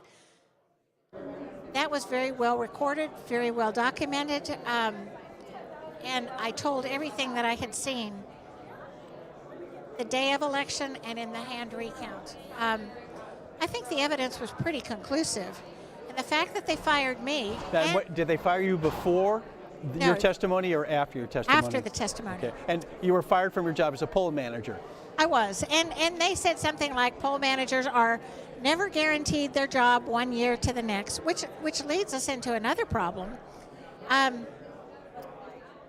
What they did not want was people who are observant and who see the things that are going on. What they have wanted to do is hire an outside agency, and in our case, they're called Happy Faces. We are spending $17 million to hire outside workers to come in when we have so many concerned citizens. This is not a partisan issue. This is not partisan. I want to make that very clear. If our votes are not secure, it doesn't matter whether you vote Democrat, Republican, Independent, Green, Purple, whatever. If our votes are not secure, if the individual vote is not secure, we have really lost our liberty here. We're talking the foundational aspect of our representative republic, our precious right to vote. So you testified. I did. They fired you. All right. And this experience, I have to believe, was probably a pretty big factor in your decision to run for office? It was a great factor in my decision to run for office, because no matter where we went, we poured hours into making sure that the legal aspects of the cases were done with precision, and they were accurate, and no mistakes were made. But I started hearing the same things over and over and over again. And that was, that I was partisan. And this is not partisan, as I said before. But one of the other things that prompted me to run was I realized we're standing on the edge of a precipice. And our republic is so fragile. And if people run under any label, under any partisan label, and I'm running under a partisan label, but if you run under a partisan label and just do the same old that's gotten us to a $30 trillion debt and a $99 trillion unfunded mandate debt, this can't exist. When other nations own so much of us, and we're totally mixed up on what is a federal issue. For example, H.R. 1, that I fought vigorously. Now, those of you, the H.R. 1 was the For the People Act. Correct. That is not a federal issue. No. That is a state issue. And for the federal government to try to usurp what can best be handled at a state level is so egregious to me. Susie, they're usurping, they tried to usurp, and AMAC members were heavily involved in the defeat of H.R. 1 and the John Lewis Voting Rights Advancement Act, and I'm sure you received our emails and our calls to action, but we also realized the Democrats aren't done. All right, but Correct. what we, I work for AMAC Action. We're involved in the advocacy. The messaging that we put together on this was the federal government is trying to usurp state sovereignty and their right to run their own elections. And that's exactly what H.R. 1 and the John Lewis Voting Rights Advancement Act were all about. Well, and that was one of the things that's the main reason that I'm running. Okay. We have our first 3 letters. It says, "We the people." Right. I think people don't understand how precious those letters are. Our government does not have any rights, Right. nor does our state have Right. any rights. Our government has powers that are granted to it by the people. The people, right. And if the people forget that, and if we're lulled into this, just kind of meander down the river, let the government take care of me, we have become the frog in the boiling pot. Absolutely. I've heard that description before, and that's absolutely what's happening. So you decided to throw your hat in the ring and run for Congress in Georgia's 6th Congressional District. Correct. All right. You're campaigning right now. Tell us about this experience. How has it been for you? I mean, it's got to be a new experience. It's not only it's a new experience in a different way. I've always been involved in trying to get good people elected. You've worked on campaigns before? I have, Yeah. but I was at the point now where I could not take the disappointment of people, even in my own party, saying there were no irregularities. There were passing laws that make no constitutional sense. Right. Misunderstanding what is the state's responsibility? What is the federal government's responsibility? And as I told you, I have 2 of the most precious little grandchildren. And when I see them singing God Bless America, they are 5 and 7. But when I see them at 3 years old singing God Bless America, when I see them singing not only the first verse to the Star Spangled Banner, but the 4th verse, I realize they understand the treasure of this company, and this is my fight. Right. I am not going to go out there in the grassroots. I am just thrilled is a bad word for me to use in this instance, but I'm so humbled by the grassroots support that I'm receiving from people I don't know and that I have not touched personally. But when I get to them, they say, I know you, and you have our support. I have people calling me, wanting to be behind me, and we have so many critical issues. We've talked about national sovereignty, and that is so important. What we see even going on in Ukraine right now, that is another country invading the sovereign territory of another country. We have that happening here. We have got to recognize who we are. And as far as immigration goes, my husband is an immigrant, my son-in-law is an immigrant. We live next door to a family of South African immigrants, but they did it the right way. They worked hard to come here. I'm helping somebody to work hard to get his green card right now. So it's not being anti-immigrant, but it's being protective of who we are and why we are who we are.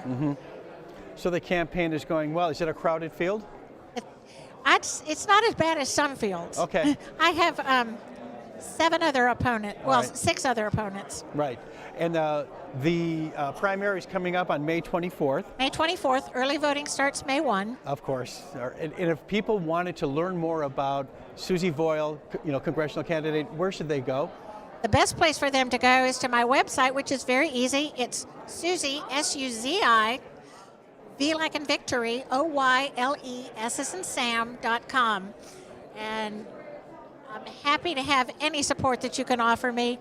Forward anything that you can forward, because we've got a republic to save. Understood. And I just want to emphasize to our members how important it was. Susie discovered the irregularities in Fulton County by working the polls. And we're asking our members, we've done it on a couple of occasions, we're going to do it throughout. We've got a permanent spot on our website to encourage people to become election workers. Oh, that's wonderful. Cannot stress enough how important it is to get regular, everyday American citizens, American voters as poll workers and election walkers and be involved this election season, primaries as well as the midterms. Susie, thank you so much for your time. Best of luck with the campaign. Thank you so much. And Godspeed. He's behind it. Thank you. Andy Mangione here on Broadcast Row at CPAC. We're going to be right back with more exciting guests from Orlando, so stick around.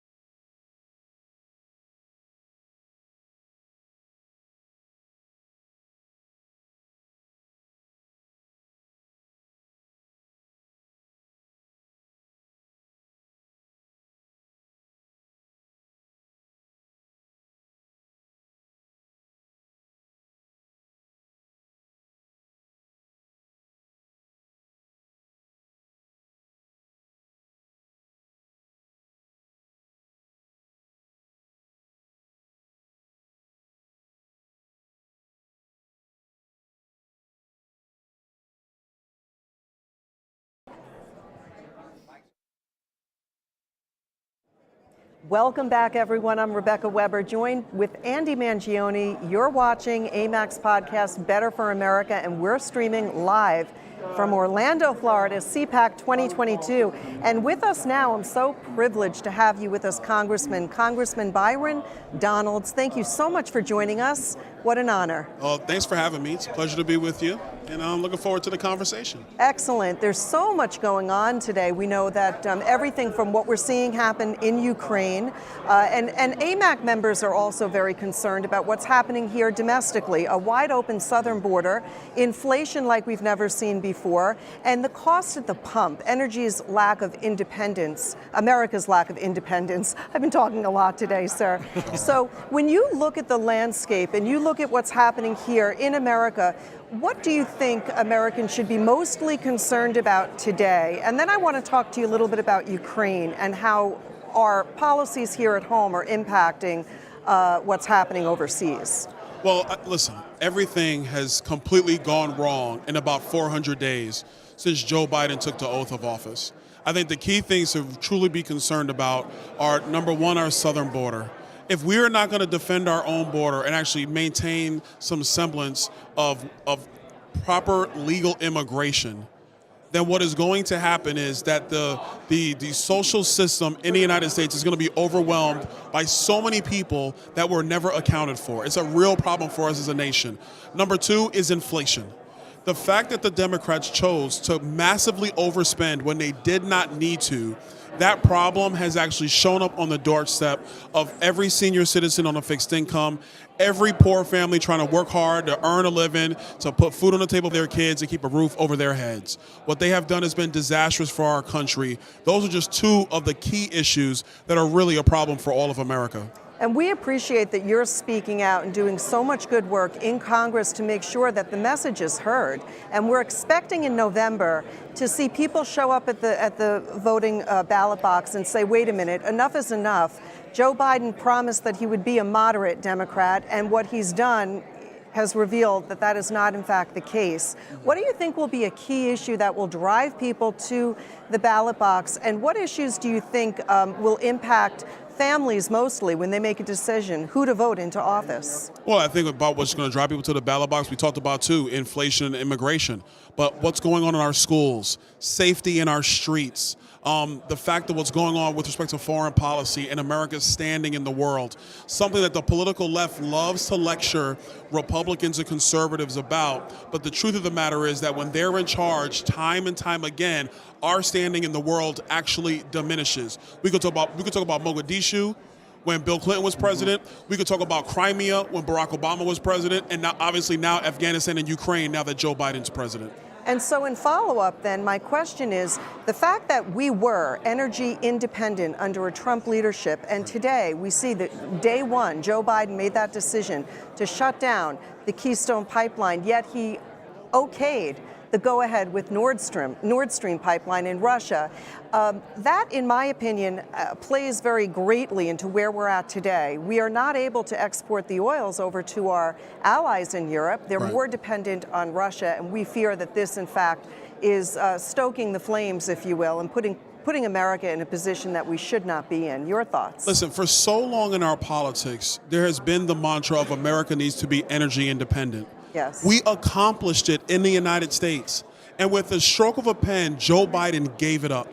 And now we're seeing the consequences of that, not just here at home with almost $4 a gallon gasoline, in some places already there getting close to $5, but we're also seeing it across the globe. When we have to buy oil from the Russians, when we have to buy oil from the Iranians, when we have to buy oil, frankly, from the Canadians, and whoever thought that Canada would become a totalitarian state, but that's exactly what's happened under Trudeau. When we're buying it from people who do not value liberty and freedom, America is put in a worse spot. And it actually harms our consumers here. People just trying to keep their living afloat. So we need to get back to energy independence. We can do it. We have more resources in the United States, not only to power us, but to actually help our allies in Europe to make sure that they do not have to succumb to the whims of Vladimir Putin and his radicalism with respect to freedom and liberty, because he doesn't care about you being able to come and go as you please.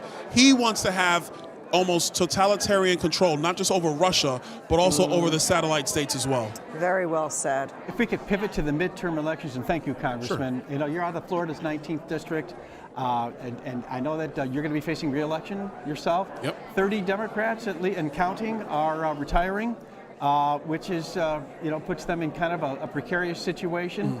Everyone is predicting everyone that we've been talking to the last couple of days, pundits, et cetera, have been predicting a red wave that's going to be forthcoming in November. Should the Republicans retake the House, what do you foresee as actionable items that their constituents could expect when Republicans regain the majority? And I'm talking about, will there be hearings? Will Dr. Fauci be questioned? Will people be held accountable for all of the shenanigans that have been going on in the last 13 months? Right. You know, well, I know you guys are talking about it, right? You have we absolutely are. I mean, the first thing I will tell everybody is that we are actually working very strongly on an agenda that the Republicans will go back and work on and pass in the next Congress. That's one. But number two, we're actively talking about these investigations. You have everything from the border, like we've already talked about, and what Joe Biden did not do, and what he's actually done with flying illegal immigrants in the dead of night all across our country. To your state as well. To my state and many others. Yes. We got to talk about the fact that when we had a nursing shortage in the United States, it was the Department of Health and Human Services that was contracting with nurses for illegal immigrants on the southern border. This has happened. Nobody talks about it.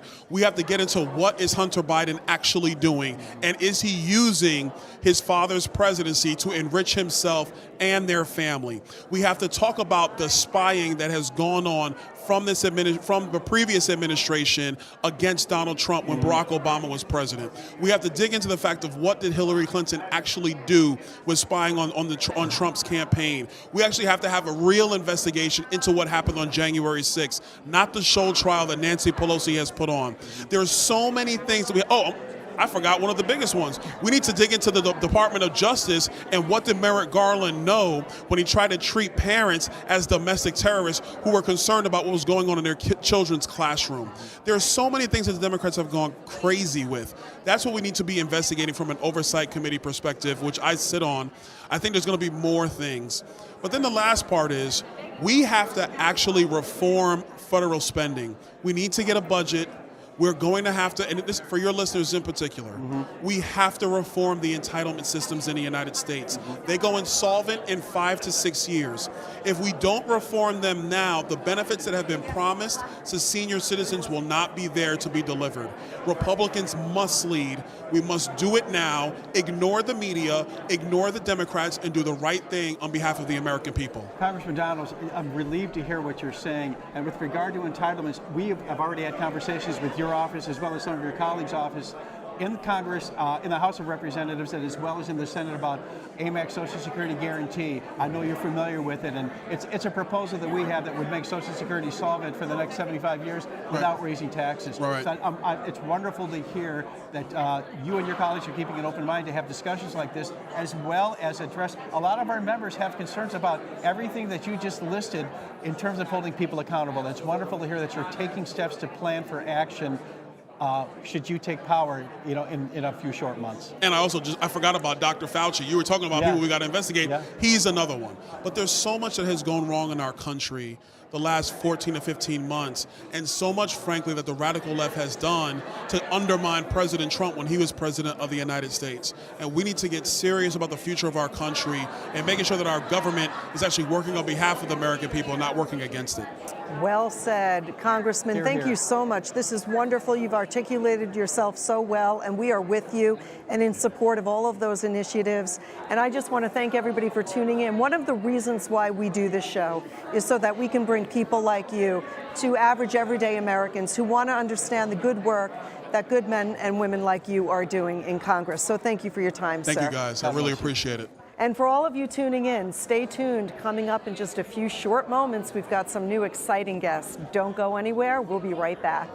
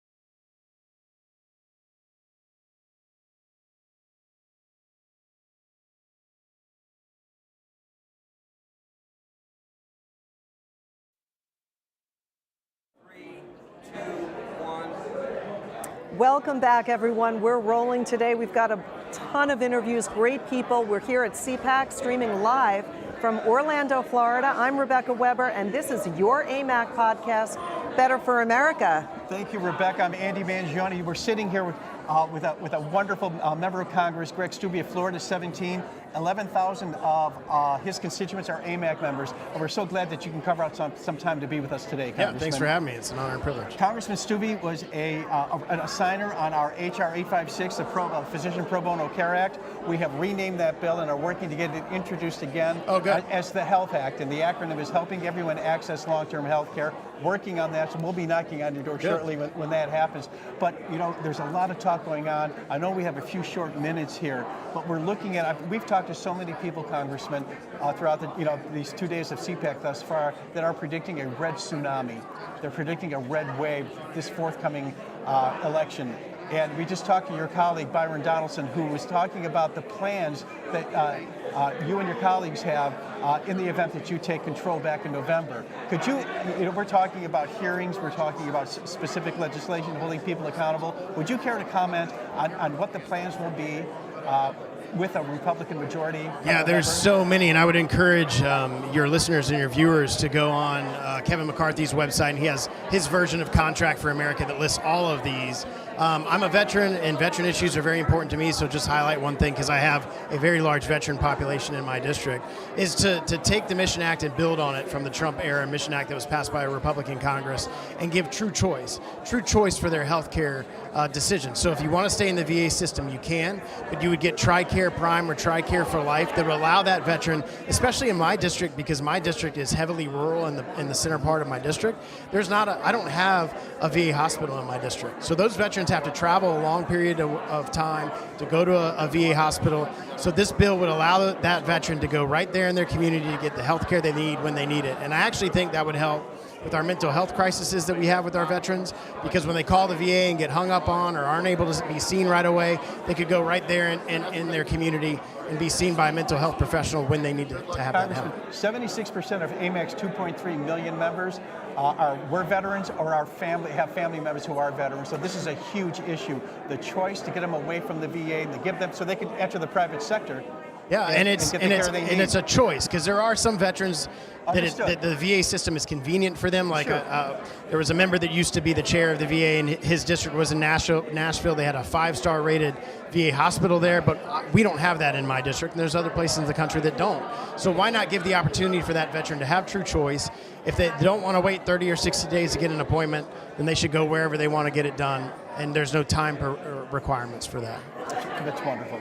Congressman, over the last year and a half, America seems like a very different place since Joe Biden is in office. And one of the questions that I'm always curious about is in Capitol Hill, on the Hill, when you're working with colleagues and you're working with those folks, those Democrats who have such a very different view of how America should be led, it's almost hard to believe that Americans have voted some of these extreme radicals in office. Can you share with us, where do you think this ideology comes from? And is it truly a minority of people that are posing as the majority? Because our over 2 million AMAC members see what's happening and can't believe their eyes to a great degree. Well, and I think a lot of those members that are in moderate districts that got elected several years ago have been pulled to the far left, progressive left. And Speaker Pelosi has used her power and wielded that power as Speaker to force votes on very, very tough issues. And it's drugged the entire conference, her conference, to the left. And you've seen it with the White House being drugged to the left on everything from appointments to the bills that they sign and the bills that they're trying to push on the American people. So I think the reason there's going to be a red wave or a red tsunami in November is because those moderate Democrats who otherwise wouldn't vote for those type of things have been drawn so far to the left that the people in their districts don't recognize the policies that they support, whether it's crime, whether it's what happened in Afghanistan, you name the policy position. So it's good for Republicans that has happened. It's not good for the country. The direction that we've gone over the last year, a little more than a year now, has been a very poor direction for the direction of our country.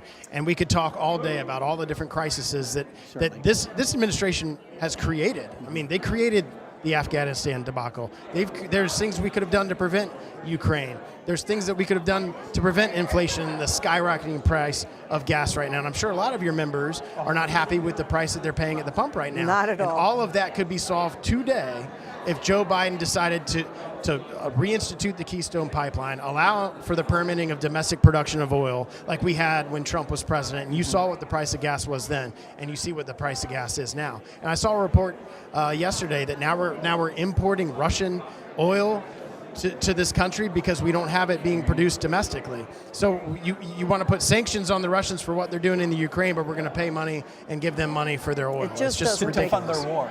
Yeah, doesn't make a lot of sense. One question that our members or one issue our members care very deeply about is election integrity, ensuring that our elections are free and fair.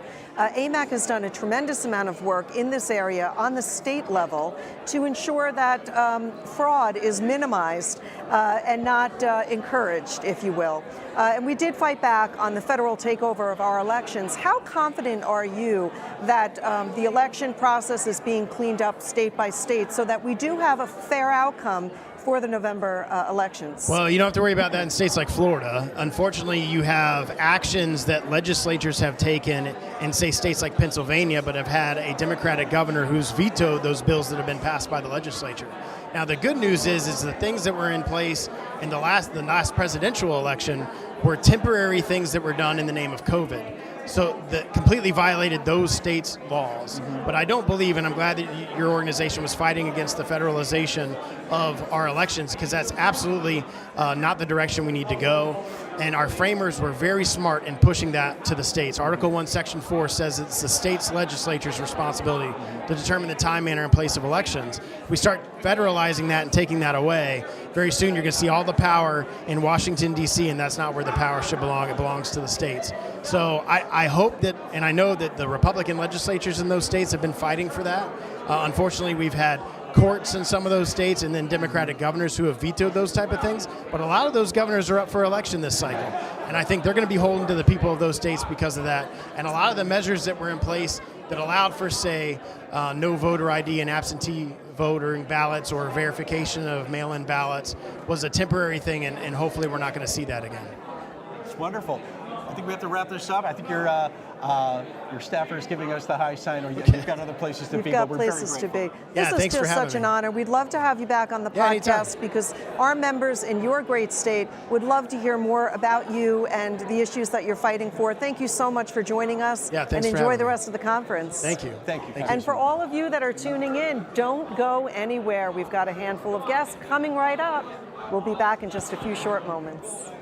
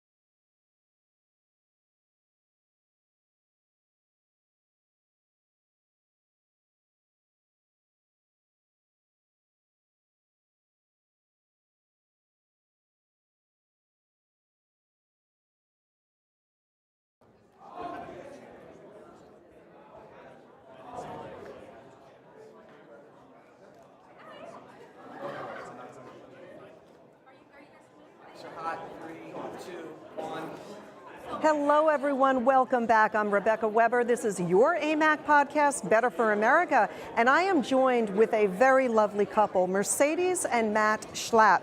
Now, Mercedes Schlapp is the former White House Director of Strategic Communications, a political commentator, and a communications specialist. Her father was a political prisoner in Cuba, and she has dedicated her life to fighting back against socialism. Also joining me here is Matt Schlapp. Matt is also a Fox News political contributor, chairman of CPAC, and that's where we are. We are at CPAC in Orlando, streaming live to you folks. We'll talk to Matt also about his book, which you're going to want to get your hands on. The name of his book is The Desecrators: Defeating Cancel Culture Mob and Reclaiming Our Nation Under God. Thank you so much for being with me today. Great to be here with you, and thanks for being at CPAC. You guys are an important part of making this such a big success. Well, thank you. And I applaud you both because this event is historical. It's amazing the number of people that are here and the important conservative voices here in America. Can you share with our members, tell us a little history about CPAC, what it's all about? So CPAC was created after Barry Goldwater lost the presidency to Lyndon Baines Johnson, and it was created in 1964, and it was the very first conservative grassroots group. And a couple of years ago, I was elected chairman and decided that we would try to make some changes to it, just like we all have to do when we inherit these groups. Yeah. And we've tried different things, and what's great about it is the conference, which was started 50 years ago, just seems to be getting bigger and better. Even when they tried to cancel us in Maryland, they said it would be unsafe. That's right. So we moved to Florida, and then we decided we'd do one in Florida and one in Texas. These two mega big red states, yeah. And it's going really well. And it gives, I think, people a lot of hope that we're going to take back this country. I just want to add that it's not just a conference. We really believe in CPAC 365, meaning delivering our message every single day. We believe this is not just a conservative movement, it's a pro-America movement. And so you've had individuals who were never really politically involved, who maybe weren't even conservative or didn't know where they fell, but they knew they loved America. They knew that we had to preserve this great country, and they've come to CPAC for the first time, and they're like, wait a second, these are my like-minded people. I want to be active in my community. I want to make a difference, and they understand that we have to ensure that we protect our freedoms here in America, and the best part about it, it's young and old, families that come, and multiple generations, and it really makes up just a wonderful, wonderful event. It sure does. There's a sense of hope here and optimism. And what I love, Mercedes, that you have committed your life to really is speaking out against socialism. And when we see what's unfolding right now overseas, and we see Russia moving into Ukraine, AMAC members, over 2 million AMAC members, joined AMAC because they love the values that make this country great. So I was watching your video earlier that you had posted on CPAC, and what I loved was a message to put on the full armor of God. We here at AMAC, we understand that our rights are not given to us by man, but rather they are bestowed upon us by God, our Creator. Can you speak a little bit to socialism and what we're seeing here in America? Why do we have a radical left that seems to embrace ideas that are not in line with what our founding fathers imagined for our country? You know, Rebecca, and I think about your members, and I think about the fact that, they've lived their lives through the ups and downs of America, right? We are an imperfect country, but we're a strong country, and we're a country filled with people who love freedom and really want to just raise our families, live the American dream, and just be, part of our community. And what we have seen is this takeover by the left, this creeping in of socialism in a way that they want to destroy our language, destroy our institutions, destroy anything that was just precious and in terms of our values. And then not only do they come and destroy it, but then they criticize you by calling you horrific names in the process if you don't agree with them, or they try to shut you down or silence you if you don't agree with them. And that's where it's so anti-American, and it's so what the Marxists want and what the communists want. And I think in my father's experience in that he fought for freedom in Cuba, he understood clearly, as he would tell me all the time, our freedoms are fragile, And we have a responsibility to stand up for them, because you can lose a country if you do not speak up and fight back against these communist ideology and these ideas that really have polluted our schools and our communities. And it is one of the reasons why we are so committed to getting the truth out, both in our magazine and on our website. AMAC members are fed up with what we're seeing, wide open borders. We've got critical race theory being taught in our schools. We see the rise in cost of things like gasoline and groceries, inflation like we haven't seen before. I want to ask you, sir, what do you see as some of the major domestic threats right here in America that we ought to be focused on? And we've got to get the truth out there, because we know that mainstream media puts a spin on things and doesn't necessarily get the truth to the American people. I'll just give one quick example. They've got a great way of using words, I think, to really fool people. When they come out with a voting bill that makes it sound like they're trying to secure our elections, when it's essentially they want a one-party Democrat-controlled takeover of our elections, we feel it our duty to tell them about it. But in terms of the domestic issues that we're facing, what are you most concerned about? So usually at a CPAC conference, we would have tons of panel discussions and conversations about healthcare options, and we've had some of them, tax options, and we've had some of them, regulatory burdens, the need to appoint constitutionalist judges.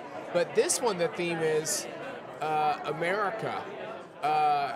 Hold on. Awake, not woke.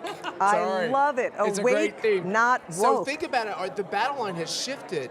It used to be about trying to convince people that our free market policies were better, but if they don't even understand why America was created and what those foundational principles are, if we're the only country on the globe that teaches our children to hate their own country, to think that it's systemically racist, we got to win that argument, as we've got nothing else left. Very so we're good point. focused at this conference on ending cancel culture, which the book calls a great desecration, because they're going after everything that's good, everything that's holy, everything that's truthful. They're doing it in a coordinated way, all at one time, and it's like we can't defend it fast enough.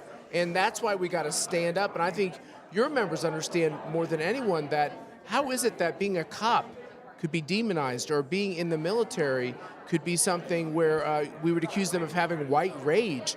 How is it that these institutions that are so important got taken over by the left? We got to reclaim this territory.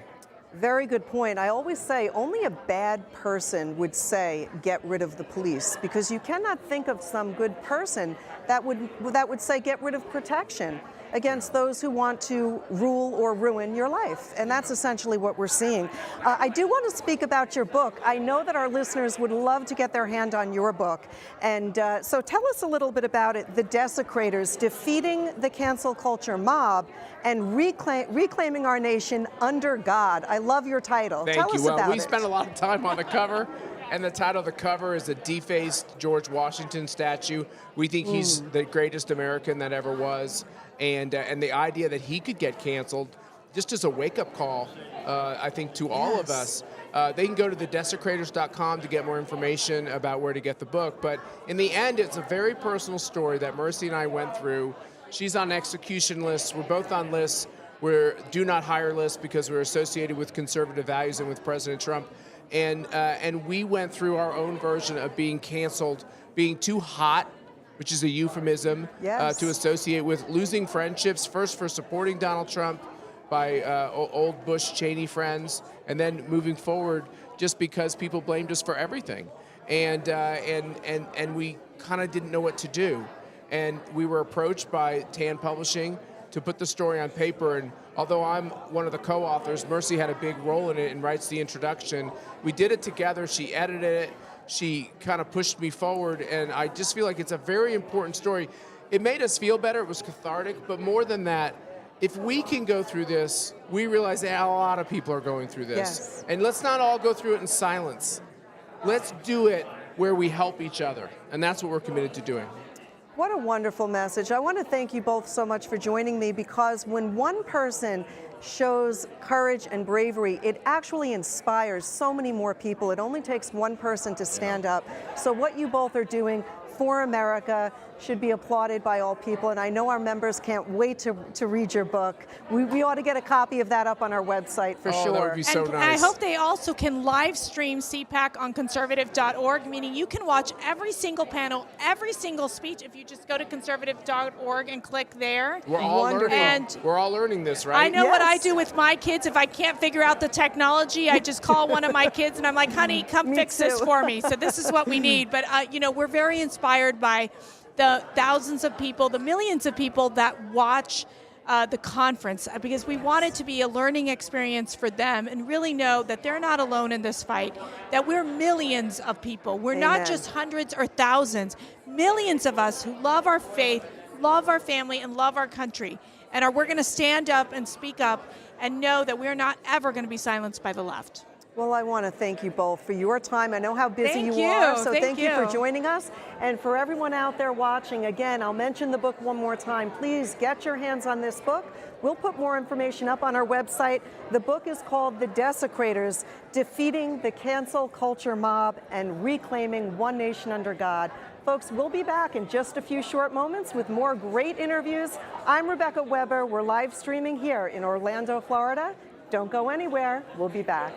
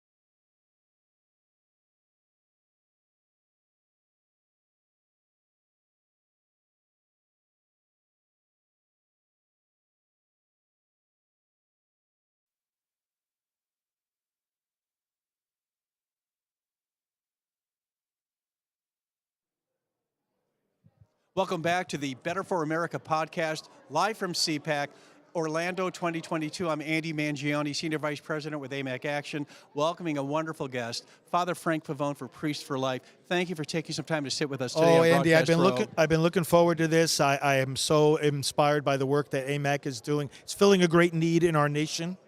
Your membership is a great sign that it is filling a need. God bless all of you. Well, we really appreciate the blessing.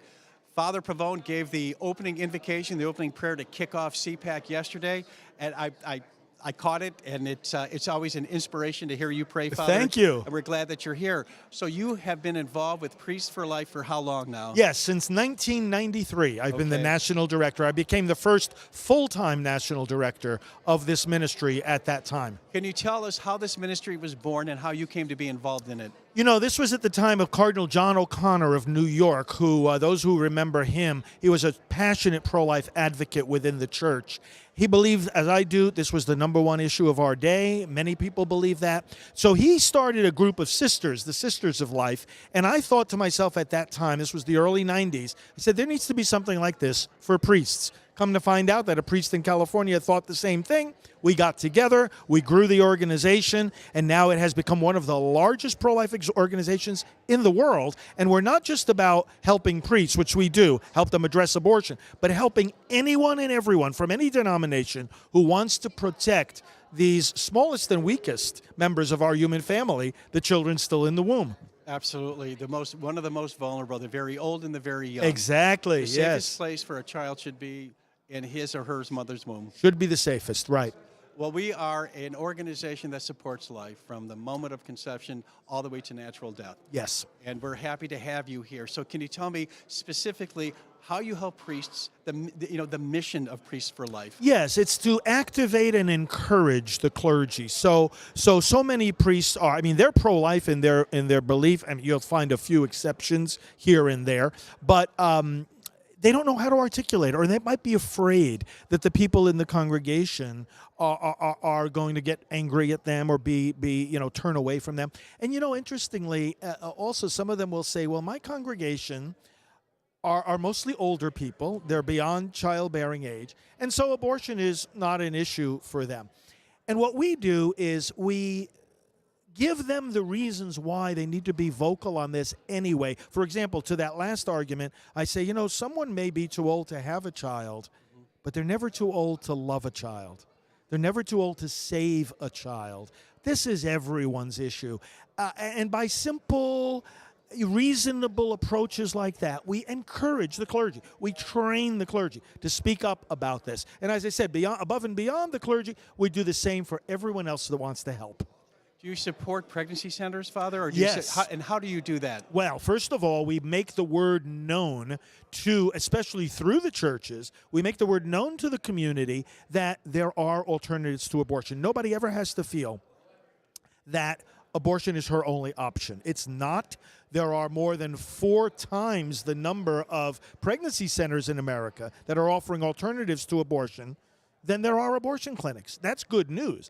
And pregnancycenters.org, for example, is a website where people can find this help. So what we do, first of all, we make sure that the pregnancy centers are connecting with the people through the churches and in other ways. Secondly, I visit pregnancy centers around the country in the midst of my full-time travels for Priests for Life, help encourage the staff, train the staff. Third thing, and this will be happening in just a few weeks, I speak at the national conferences of the pregnancy center directors. These happen several times a year. There are several networks of pregnancy centers, and they always invite me in to help give the encouragement, the training that those who run these centers need.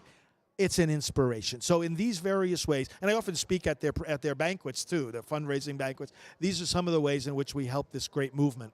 I have to tell you, and I feel kind of embarrassed here, I was unaware that there are pregnancy center conferences throughout the country. Sounds like they're on a regional basis? Both regional and national. That's fantastic, Yeah. and they have you heavily involved in that Oh, effort. yes. That's wonderful, Father. So tell me, how do you interface, say, with Right to Life? Do you interface, as Priests for Life, interface with other Right to Life organizations? Very, very much. As a matter of fact, Andy, the other day we had a 3-day meeting at our headquarters at Priests for Life, which is right here in Florida. 60 national pro-life leaders for a 3-day strategy session. And we do this regularly. We do this at least once a year, and then 4 times a year we have a 1-day meeting. We bring the leaders together. Much of my time is spent interfacing with the other leaders, both in person and on strategy calls. We help to unify the pro-life movement, because when you think about it from the point of view of clergy, we're supposed to be a unifying force within the church and within society, and we've been privileged to play that role within the pro-life movement. So the answer to your question is yes, very, very much. And not only do we help develop strategy, but we then get the word out, for example, to the churches. Hey, look, there's all these different organizations. Now, the reason that there's so many pro-life organizations is that there are so many dimensions of the issue. There's the spiritual, there's the psychological, statistical, medical, media, broadcasting, public relations. When it comes to ending abortion, we've got to have experts in all these areas. And the good news is we do. And they all have various organizations. It's fine to have a multiplicity of groups. The thing we say to them is, we must communicate with each other. We must work together. And the good news is, as evidenced by this recent meeting we just had, is that is what's happening. That is good news. Yes. Now, does Priests for Life have an ecumenical aspect to it? Very much. Okay, so you're working with other Christian faiths? Well, I actually am also the leader of another group called the National Pro-Life Religious Council.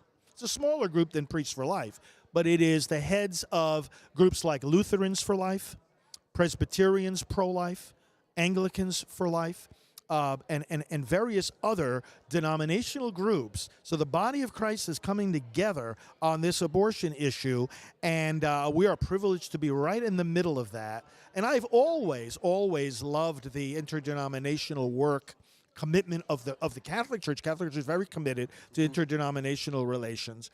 And Pope John Paul II wrote a beautiful document in which he was talking about Christian unity. And he said, Christians must come together and work for human rights and protect the most defenseless. And as you said, whether we're talking about the unborn or those at the end of life, we come together to defend their rights. So it is very interdenominational. Most of the resources we produce can be easily used, even our prayer resources, in any denomination. And I would say a good 30 to 40% of the audiences I speak to as I travel around the country on this mission are interdenominational audiences. Well, that's fantastic, and it sounds like we are all on the same page. Yes. I know that working among some, as with any group of organizations that are like-minded, sometimes egos get in the way. Yes. That doesn't sound like it's the case with the pro-life movement. Well, as a matter of fact, I can tell you this: the quarterly meetings we have of the National Pro-Life Leaders are called the 115 Forum. Where does this number 115 come from? From the Bible. Psalm 115 starts by saying this: "Not to us, Lord, not to us, but to your name give the glory." Amen. Right? Amen. So can I pivot to the pending Supreme Court taking a look at Roe v. Wade? Yeah. I'd like to know your thoughts on that. Well, we've been very involved in this case. It's called the Dobbs case out of Mississippi, which passed a law protecting babies at 15 weeks and forward into the pregnancy. The courts have been saying to the states for 50 years that they can't do that. They say you can only protect the babies if you want in the final months and weeks of pregnancy. Mississippi said, you know what? Things have changed. The science has changed. We know this baby better than ever. The law has changed.